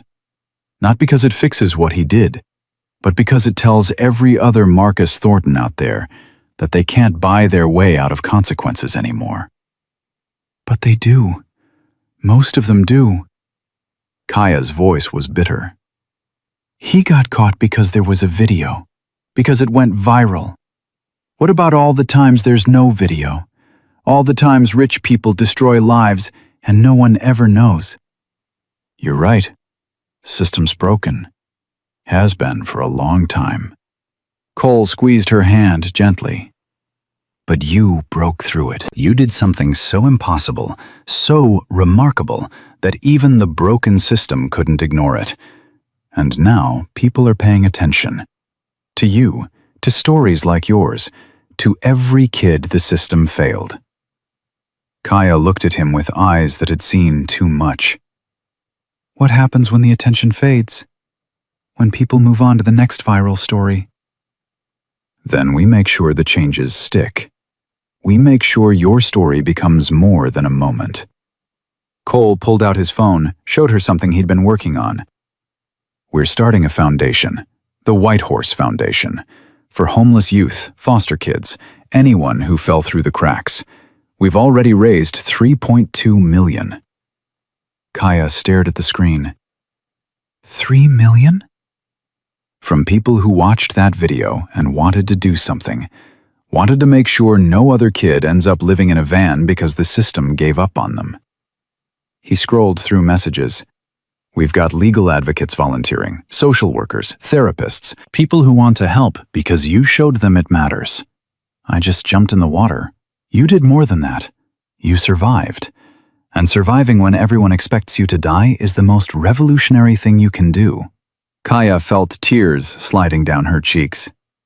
I don't know how to be revolutionary. I'm just tired. Then rest. Let us carry this for a while. Let us build something that honors what you did. Cole's voice was gentle. And when you're ready, when you're strong again, you can decide what part you want to play. But right now, you don't have to be anything except alive. The simplicity of that hit Kaya like a wave. She'd spent so long fighting, surviving, proving she deserved to exist.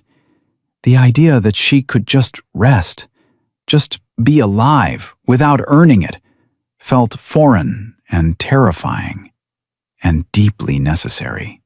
Okay, she whispered. Okay.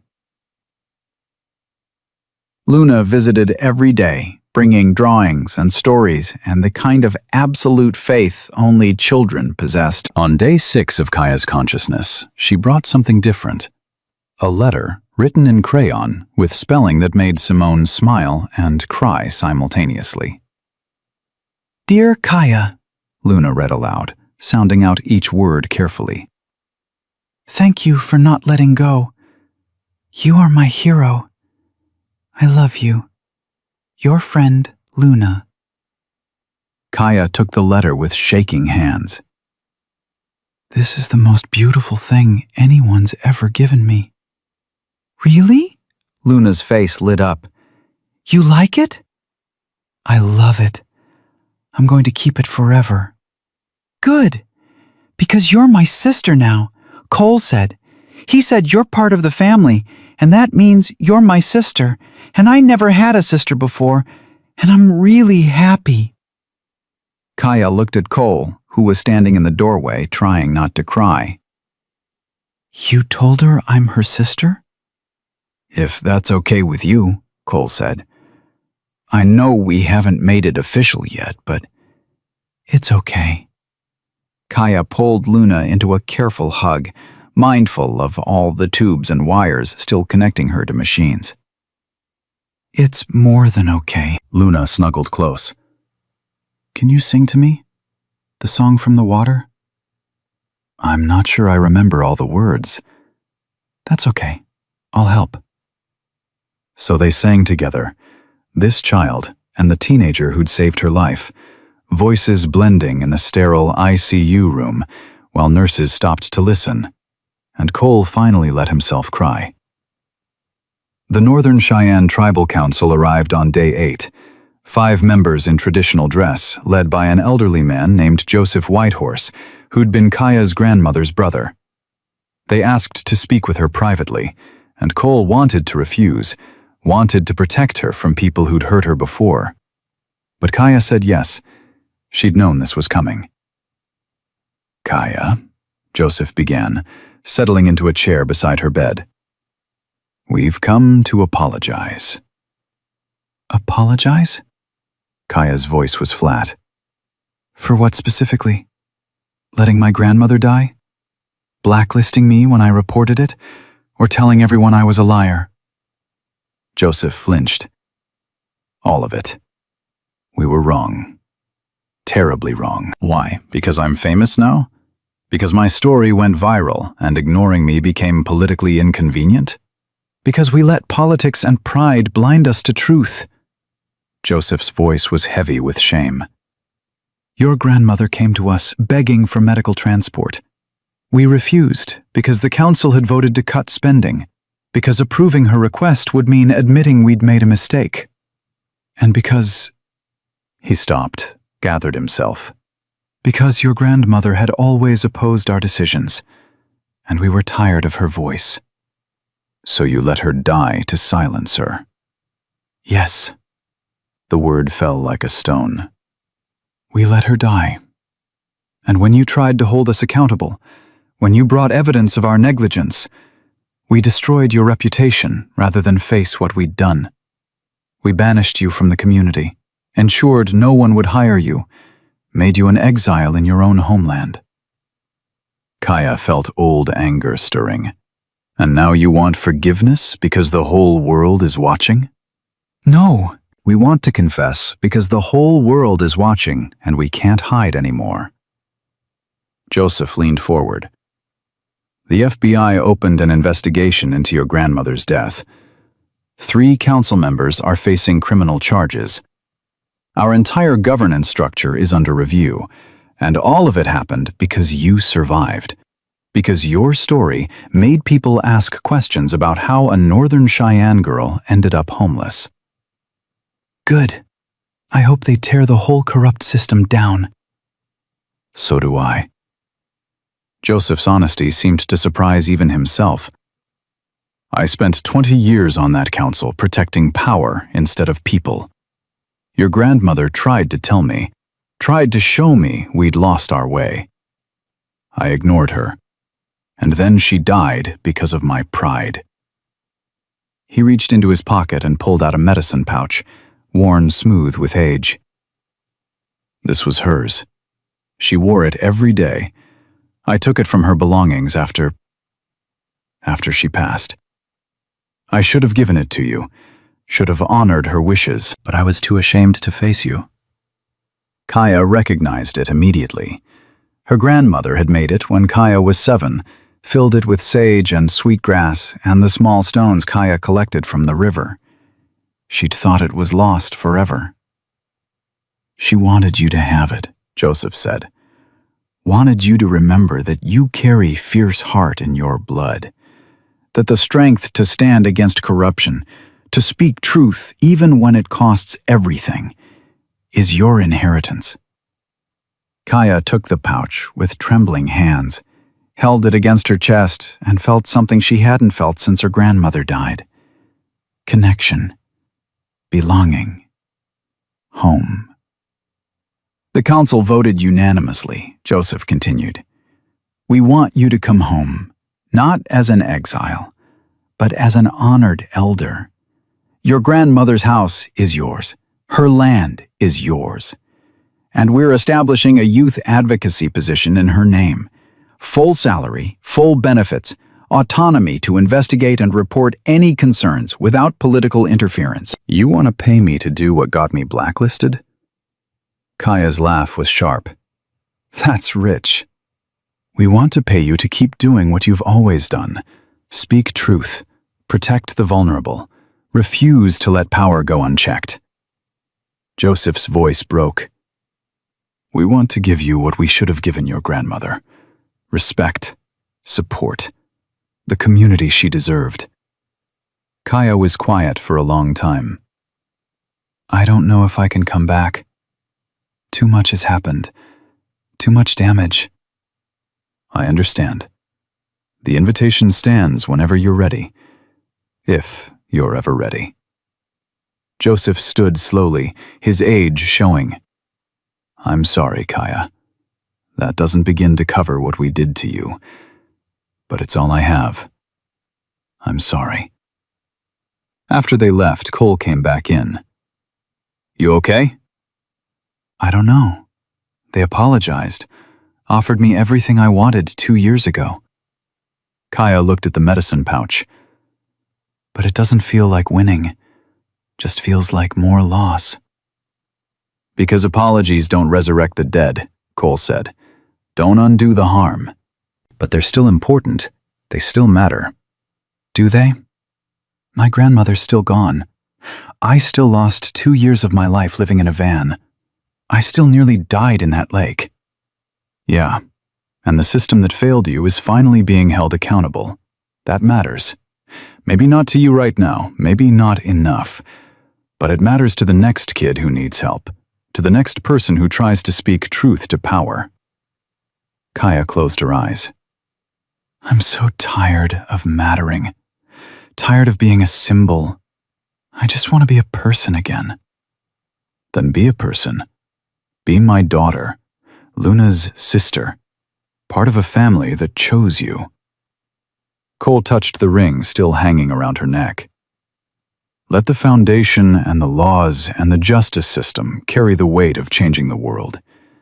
You just focus on healing. What if I can't heal? What if this broke something that doesn't fix? Cole sat down heavily. Then we'll be broken together, and we'll figure out how to keep living anyway. That's what family does. The sentencing hearing happened on week 7. Marcus Thornton stood before Judge Patricia Morrison with his head bowed and his lawyer beside him. The courtroom was packed. Media, victims' advocates, bikers from 3 states who'd driven through the night to witness this moment. Kaya was there too, released from the hospital 2 days prior, still weak, but determined to see this through. She sat between Cole and Luna, the little girl holding her hands tightly. Mr. Thornton, Judge Morrison began, her voice carrying the weight of 30 years on the bench. I've presided over thousands of cases. I've seen humanity at its worst and occasionally at its best. But I've rarely seen such a clear contrast between courage and cowardice as this case presents. Marcus kept his head down. The video shows everything. Your intoxication, your recklessness. The moment you looked at your daughter drowning and chose to save yourself. And then, the judge's voice hardened. Then it shows Kaya Whitehorse doing what you wouldn't. Standing in water that was killing her, refusing to let go, keeping your daughter alive for 45 minutes while you ran. Your Honor, if I may, Marcus's lawyer started. You may not. I've read your client's statement. I've heard his expressions of remorse. I've reviewed the psychiatric evaluations suggesting he's learned from this experience. Morrison leaned forward. But I've also read the reports of 12 prior incidents where your client faced consequences and used wealth and connections to avoid them. This isn't a one-time mistake. This is a pattern of behavior that finally resulted in consequences he couldn't buy his way out of. She picked up a document. Miss Whitehorse submitted a victim impact statement. Would you like me to read it?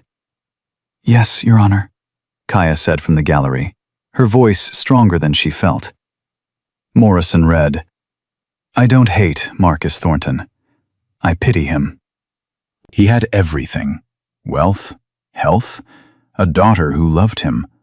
And he threw it away because he couldn't stop drinking, couldn't accept responsibility, couldn't be the father Luna deserved. I nearly died giving Luna what her own father wouldn't, protection. And I'd do it again. But I hope he understands the cost, not just to me, but to her, to every child watching who learns that courage matters less than money, to every person who believes the system protects the powerful at the expense of the vulnerable. Morrison set down the paper. The plea agreement recommends 20 years. I'm accepting it. But Mr. Thornton, understand this. You're not going to prison because you made a mistake. You're going because you spent 42 years making the same mistake over and over, and you finally hurt someone the world couldn't ignore. I hope you use these 20 years to become someone your daughter could be proud of. But I'm not optimistic. The gavel fell. Luna squeezed Kaya's hand. Is it over? Yeah, baby. It's over. Does that mean he can't hurt anyone anymore? Kaya thought about all the ways Marcus Thornton had already hurt people, all the damage that would ripple forward for years. Luna, growing up knowing her father chose himself over her. The trauma that no prison sentence could erase. It means he won't hurt anyone for a long time, Kaya said carefully. And that's something. That night, Cole made his offer official. They were in his house, a modest place by most standards, but a palace compared to Kaya's van. Luna was asleep upstairs. The fire was crackling. Everything felt domestic and normal, and terrifying. I want to adopt you, Cole said without preamble. Legally. Make you my daughter in every way that matters. Kaya had known this was coming, but hearing it still hit like a punch. Cole, I know you're 19. Know you're legally an adult. But you said yourself you don't know how to be in a family anymore. So let me teach you. Let me be the father you should have had. I had a father. He was a monster. Then let me show you what fathers are supposed to be. Present, supportive, someone who doesn't run when things get hard. Kaya felt tears burning. What if I can't do this? Can't be the daughter you want? You already are. You saved Luna, became her hero, her sister, her family. You don't have to be anything else. But what if... Kaya's voice broke. What if I mess this up? What if I can't trust you? What if I wake up one day and you've left like everyone else? Cole crossed the room and knelt beside her chair. Then I'll prove you wrong every single day until you believe me. I'll show up. I'll stay. I'll be the steady thing in your life you never had. He touched the ring around her neck. My wife would have loved you. Would have seen the same thing I see. Someone worth fighting for. I don't know how to let people fight for me. Learn. That's all I'm asking. Learn to accept that you're worth it, that you deserve a family, that surviving doesn't have to be something you do alone. Kaya looked at this man who'd come into her life because she'd jumped into freezing water, this stranger who'd refused to let her die, This president of a motorcycle club who'd shown her that family was choice, not blood. "Okay," she whispered. "Okay, yes. I'll try." Cole pulled her into a hug, and Kaya let herself be held. Let herself be vulnerable. Let herself, for the first time in years, believe that maybe, just maybe, she'd found something worth staying alive for. 3 weeks later, 1,500 motorcycles escorted Kaya to her grandmother's grave. The procession stretched for miles. Bikes from 47 states, every Hells Angels chapter that could spare members, and dozens of independents who'd come just to honor the girl who didn't let go. They rode through the Northern Cheyenne Reservation with engines rumbling like thunder, past the tribal council building where Joseph and the others stood watching with bowed heads, past the house where Kaya's grandmother had died, begging for help that never came. They stopped at the cemetery on a hill overlooking the reservation. Kaya climbed off Cole's bike on shaky legs. Luna held her hand. The brotherhood formed a circle around the grave, silent and respectful. Kaya knelt in the grass with flowers she'd picked that morning. "Hi, Grandma. I'm sorry it took so long to visit. I was angry at you for leaving, at the council for letting you die, at myself for not saving you."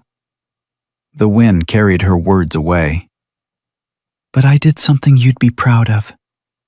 I saved a little girl, kept her alive when everyone else gave up, and I survived, just like you taught me." Kaya touched the medicine pouch at her throat. "Fierce heart, you called me that. Said I'd need it someday." "You were right." She placed the flowers on the grave. "I found a family. Real family. People who chose me. And I'm going to use everything you taught me to help other kids. Make sure no one else falls through the cracks like I did."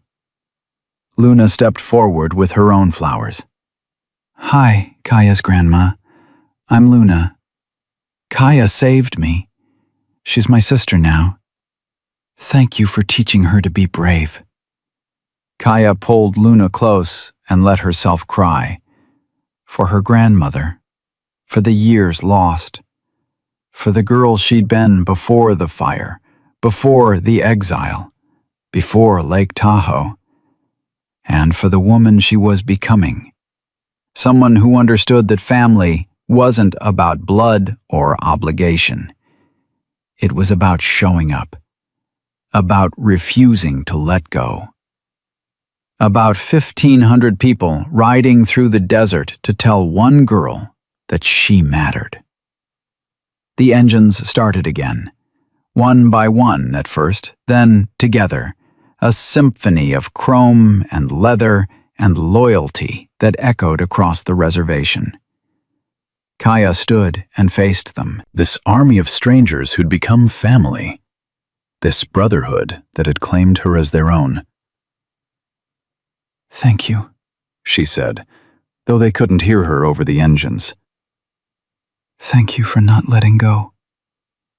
Cole appeared beside her. "Ready?" "Yeah, I'm ready." They climbed on the bike and joined the procession, 1,500 strong, riding into sunset, carrying with them the story of a girl who'd stood in freezing water and refused to surrender, and the family that refused to forget her. 7 years passed like water flowing over stones, slowly reshaping everything it touched. Kaya was 26 now, standing in front of a Senate committee with Cole beside her and Luna in the gallery watching. The hearing room was packed with journalists, advocates, and a dozen senators who'd made the mistake of thinking this would be routine testimony.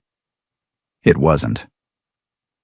"Miss Whitehorse," Senator Patricia Graham began, reading from notes that made Kaya's life sound like a statistic. "You've submitted a proposal for the Whitehorse Child Protection Act. Can you summarize what this legislation would accomplish? Kaya had practiced this speech 100 times, had memorized talking points, statistics, the careful political language Cole's lawyers had helped her craft. But standing there, looking at faces that would decide whether homeless kids got help or continued falling through cracks, she abandoned the script. "It would save lives," she said simply. "The kind of life I had, sleeping in a van, working for cash, invisible to every system designed to protect children. That shouldn't exist in America, not when we have the resources to prevent it." The proposal requires significant federal funding, $3.7 billion over 5 years. I know. That sounds like a lot until you remember we spent twice that on a single military aircraft. And we're not asking you to choose between defense and children. We're asking you to treat homeless youth like they're worth defending. Senator Graham's expression shifted slightly. Go on. The bill has 3 core provisions. First, mandatory response protocols for every report of homeless minors. No more ignoring cases because they're inconvenient. Second, whistleblower protections for anyone reporting child welfare violations, on reservations, in foster systems, anywhere. Third, funding for transitional housing, job training, and mental health services. Kaya leaned forward. Every child who falls through the cracks is a failure of imagination. We pretend we can't solve this because solving it would require admitting we let it happen. You speak from personal experience. I lived in a van for 7 months. I was blacklisted by my own tribal council for reporting corruption. I nearly died in Lake Tahoe because I was the only person who jumped in. Kaya's voice was steady. So yes, Senator, I speak from experience. And I'm asking you, begging you, to make sure no other kid has to survive what I survived just to prove they deserve protection. The room was silent. Senator Marcus Webb, no relation to the neurology doctor, spoke next. "Ms. Whitehorse, I've reviewed your foundation's work. The Whitehorse Foundation has helped over 3,000 youth in 7 years. Impressive. But critics say federal legislation overreaches, that these issues are better handled at state level." "Critics are usually people who've never been homeless," Kaya said. "Never spent a winter wondering if they'll freeze to death. Never reported abuse only to have the system side with abusers. State-level solutions have failed for decades. We need federal standards because children's safety shouldn't depend on which state they're born in." Cole touched her arm gently. They'd discussed this. She was pushing too hard, too fast. But Kaya was done being patient. "I stood in water cold enough to kill me for 45 minutes, she continued. "I refused to let go of a stranger's child because that's what you do when someone needs help. All I'm asking is that you do the same. Stand in the discomfort. Refuse to let go. Be the people who look at homeless children and see humans worth saving." Senator Graham was quiet for a long moment. "We'll take a 15-minute recess.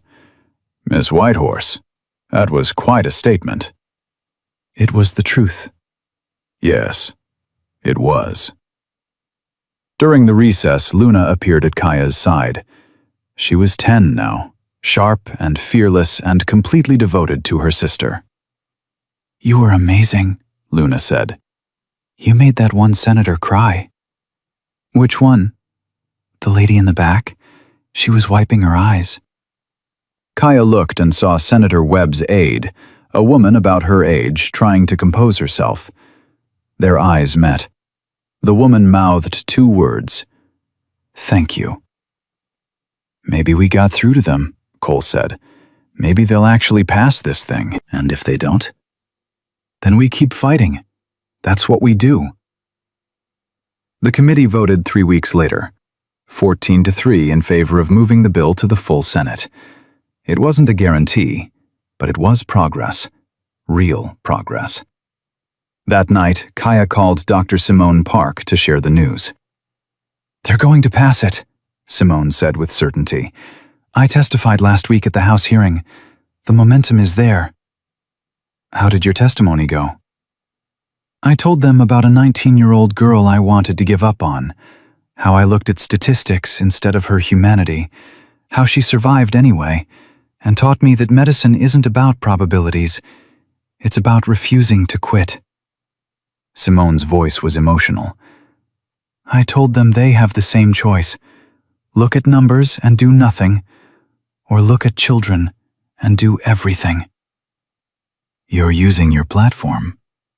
Following your example, I've been doing pro bono work on 3 reservations, setting up mobile clinics, training local providers, trying to make sure no one else dies because bureaucracy moves slower than crisis. Kaya felt something warm bloom in her chest. My grandmother would have loved you. I wish I could have met her. She raised someone extraordinary. After they hung up, Kaya sat with Cole on the porch watching Luna chase fireflies in the yard. This was family. This was home. And 7 years ago, she'd been convinced she'd die alone. You're thinking too loud, Cole said. Just remembering how different everything was. You have regrets? About jumping in? Never. About what came after? Kaya touched the ring at her throat. Sometimes I wonder who I'd be if none of it happened. If Luna's father hadn't crashed. If I'd just kept driving to my construction shift. You'd still be you. Still be someone who couldn't ignore a child's screams. Maybe. But I wouldn't have this. She gestured at the yard, the house, the life they'd built. Wouldn't have you, or Luna, or the foundation. Wouldn't have purpose. Purpose chose you the moment you stepped into that water. No, I chose it. That's the thing everyone gets wrong. They act like I'm special, like I'm different. But I'm not. I just refused to walk away. Anyone could have done it. Cole smiled. That's what makes you special. You don't realize how rare that is. The call came at 3 a.m. on a Tuesday morning 3 months later. Cole's phone buzzing, Dutch's name on the screen. The kind of call that never brought good news. Brother, Dutch said, you need to get to the hospital. Which hospital? Who's hurt? It's not. Dutch's voice broke. It's Marcus. Marcus Webb. Heart attack. He's asking for you. The senator. The one who'd questioned Kaya in committee. Cole had stayed in touch with him, built a friendship over shared meals and long conversations about justice reform. Now he was dying. They reached the hospital 20 minutes later. Senator Webb was in ICU, his wife beside him, tubes and wires making him look smaller than the powerful man who'd shaped legislation for 30 years. Cole, Marcus whispered, thank you for coming. Save your strength. No time for that. Listen. He grabbed Cole's hand with surprising strength. The bill, the White Horse Act, it's going to pass. Full Senate vote next week. I've secured the votes. Marcus, you should rest. I'm dying, Cole. Let me finish my work. Marcus's eyes were fierce. That girl, Kaya, she shamed me, not with anger, but with truth. She stood there and said, we pretend we can't solve this because solving it means admitting we let it happen. She was right, and I've spent 40 years letting it happen. You're trying to fix it now. Too late for my legacy. Not too late for the children. Marcus coughed, his wife supporting him. Promise me you'll see it through. Make sure they pass it. Make sure Kaya knows. He stopped, gathering breath. Make sure she knows she changed my mind. Changed my heart. Tell her that matters. Marcus Webb died that night. His last vote, cast by proxy from his deathbed, would be for the White Horse Act. The funeral drew thousands, but the thing people remembered was Kaya's eulogy. How she stood at the podium and said that Senator Webb had proven it was never too late to choose courage. The changing your mind when confronted with truth was its own form of heroism. "He could have dismissed me," Kaya said. "Could have called me too emotional, too young, too damaged to understand policy. Instead, he listened. He believed. And he used his dying breath to secure votes for legislation that will save thousands of children." She looked at his widow. "That's legacy. That's what it means to matter." The White Horse Child Protection Act passed the Senate by a vote of 68 to 32. The House followed 3 weeks later, and on a sunny morning in September, Kaya stood in the White House Rose Garden while the president signed it into law. "This legislation represents the best of American values," the president said, handing Kaya the signing pen. "The belief that every child deserves protection, that where you come from doesn't determine who you become, and that ordinary people doing extraordinary things can change the world." Luna stood beside Kaya, barely able to contain her excitement. Cole was crying again, the way he did whenever he was proud, and Kaya felt her grandmother's presence like a hand on her shoulder, steady and sure. But the real test came 2 years later, on a summer morning by Lake Tahoe. Kaya was teaching wilderness survival to a group of teens from the foundation. Luna was there too, 16 now and planning to study medicine like Dr. Park. They were demonstrating water safety techniques when Kaya heard it. Screaming. A child's voice, high and terrified, and coming from the lake. Kaya didn't think. She ran. The boy was 8 years old, flailing in water over his head, foster parents on shore too far away to help. Kaya dove in, reached him in seconds, got an arm around his chest. "I've got you," she said, the same words she'd said to Luna 9 years ago. "You're safe now." The boy, his name was Mateo, clung to her with desperate strength. "I can't swim. I thought I could, but I can't." "That's okay. I can swim for both of us." She brought him to shore, where his foster mother waited with tears streaming. "Thank you. God, thank you." But Kaya was looking at Mateo, at the way he flinched when his foster father approached, at the wariness in his eyes, at all the signs she recognized because she'd carried them herself. "You're safe," she told him again, meaning more than the water. "And if you're not, you tell me, okay? You tell me, and I'll help." Mateo nodded slowly. "You promise?" "I promise. Someone came for me when I needed it. Now I come for you. That's how it works." That night, Kaya made calls, investigated Mateo's placement, found evidence of neglect that got him moved to a better home.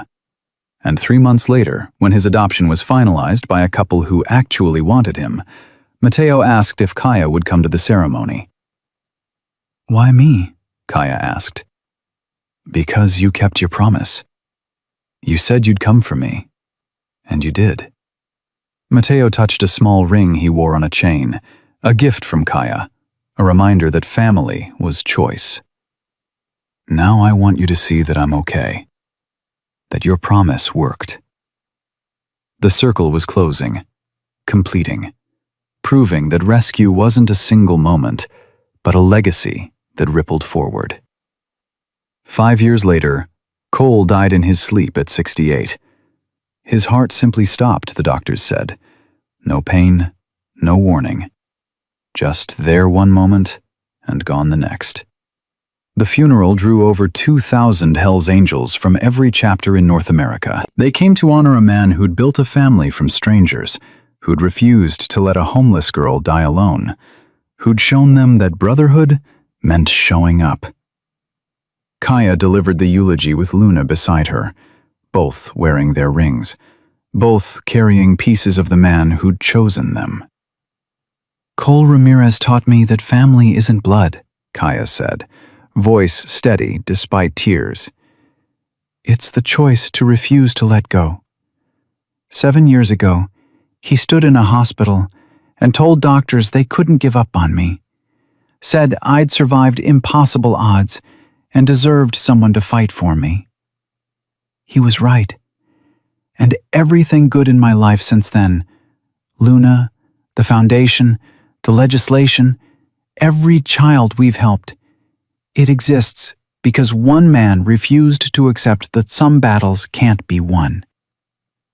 She looked at the sea of leather and chrome. He's gone.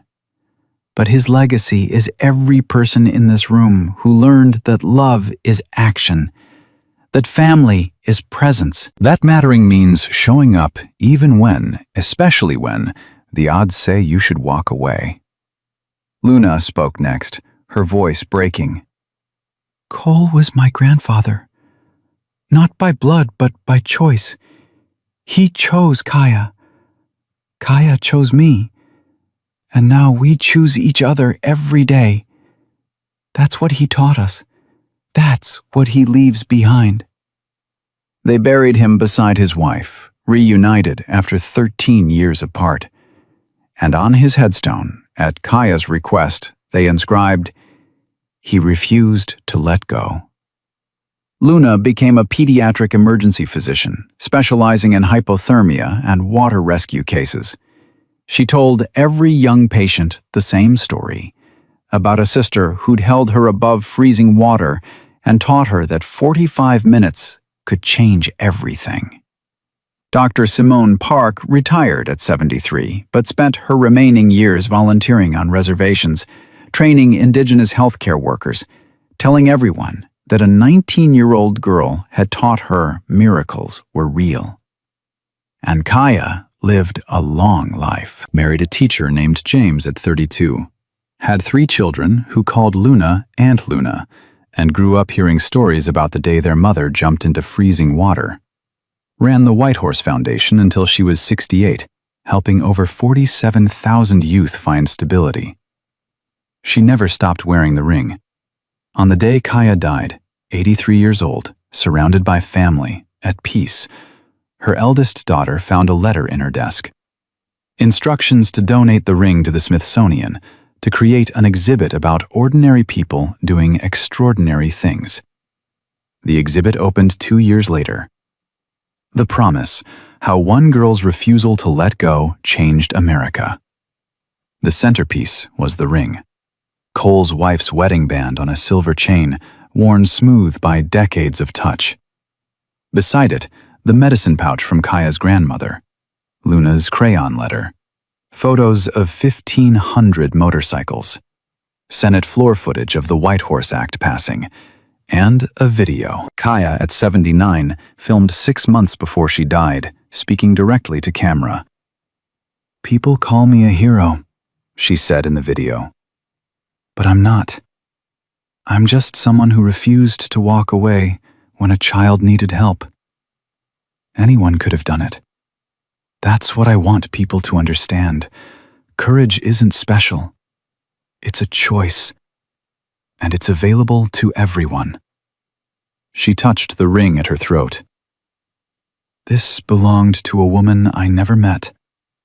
She gave it to her husband with a promise: protect our daughter. He gave it to me because I kept a promise: don't let go. And now I'm giving it to whoever sees this and needs to hear it.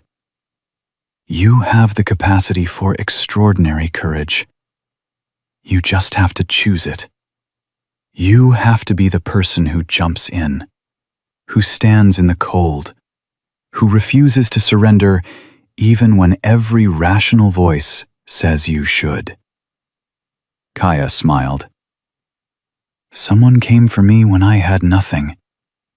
That's how this works. You come for someone else. You keep the promise. You don't let go." And 45 minutes becomes a lifetime, becomes a legacy that outlives you. The video ended. Visitors to the exhibit stood in silence, many crying, all understanding they'd witnessed something fundamental about human nature, about the choice between running and staying, between abandoning and protecting, between saving yourself and saving someone else. The final display was a quote on the wall, Kaya's words from her Senate testimony, enlarged until they dominated the room. "Family is not blood. It is 45 minutes of refusing to let go when the world says you should. It is choosing someone. It is showing up. It is the promise that says, I will not abandon you. Not when it's cold, not when it's hard, not when saving you costs me everything." On a Tuesday morning in 2071, a man named Mateo Rodriguez brought his daughter to that exhibit. She was 7. He was 53. And he stood in front of the ring while tears slid down his cheeks. What's wrong, Daddy? His daughter asked. "Nothing's wrong, mija. I'm just remembering someone who saved my life." The lady in the pictures? Yes. Her name was Kaya Whitehorse. She pulled me from a lake when I was your age. And then she kept saving me, made sure I was safe, found me a real family, showed me that people who have nothing can still give everything. His daughter studied the ring. Is that hers? Yes, she wore it every day. It meant family. It meant promise. It meant refusing to let go. Did you know her? I did, and she taught me something important. Mateo knelt to his daughter's level. She taught me that someday someone will need help. And when that happens, you have to be the person who jumps in, who stays, who keeps the promise. Can you do that? His daughter thought about it with the seriousness only children possess. Even if it's scary? Especially if it's scary. That's when it matters most. Okay, Daddy. I promise. Mateo pulled her close, and in that moment, the circle that had started with a 19-year-old girl in freezing water continued forward, the promise passing from generation to generation, the legacy living in every person who chose courage over comfort, presence over absence, staying over running. Outside the museum, the world continued turning. Children played, cars passed, life unfolded in all its messy complexity. But inside that exhibit, in front of a simple ring on a silver chain, people stood and understood something essential. That family isn't given, it's chosen. That heroism isn't special, it's available to everyone. And that 45 minutes of refusing to let go can echo through decades, saving thousands of lives you'll never meet. Because Kaya Whitehorse had jumped into freezing water when she could have walked away. Because Cole Ramirez had refused to let a stranger die. Because Luna had believed in promises. Because 1,500 bikers had gathered to say one life mattered. Because Dr. Park had learned miracles were fought for. Because Senator Webb had changed his mind. Because ordinary people had chosen to be extraordinary. The world was different. Not perfect, not healed, but different. And that was everything. The inscription on the exhibit's final wall said it all. She didn't let go. Neither should you. Someone is waiting for you to jump in. Someone needs you to stand in the cold. Someone's life depends on your refusal to walk away. Be the one who keeps the promise. Be the one who stays. Be the family they deserve. That was Kaya Whitehorse's legacy.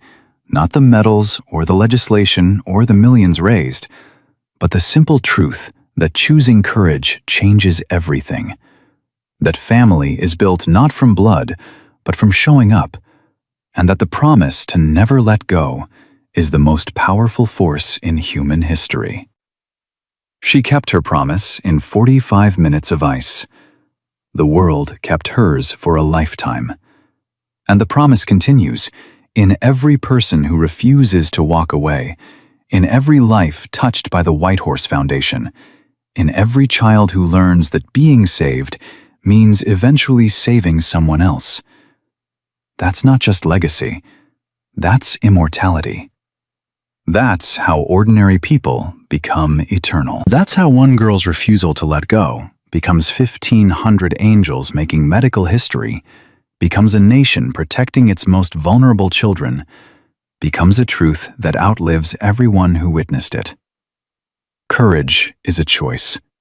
Family is a promise. And love is refusing to let go even when the ice closes in and the world says you should run. Kaya Whitehorse didn't run. She stood. She sang. She survived. And in doing so, she showed the rest of us how to live.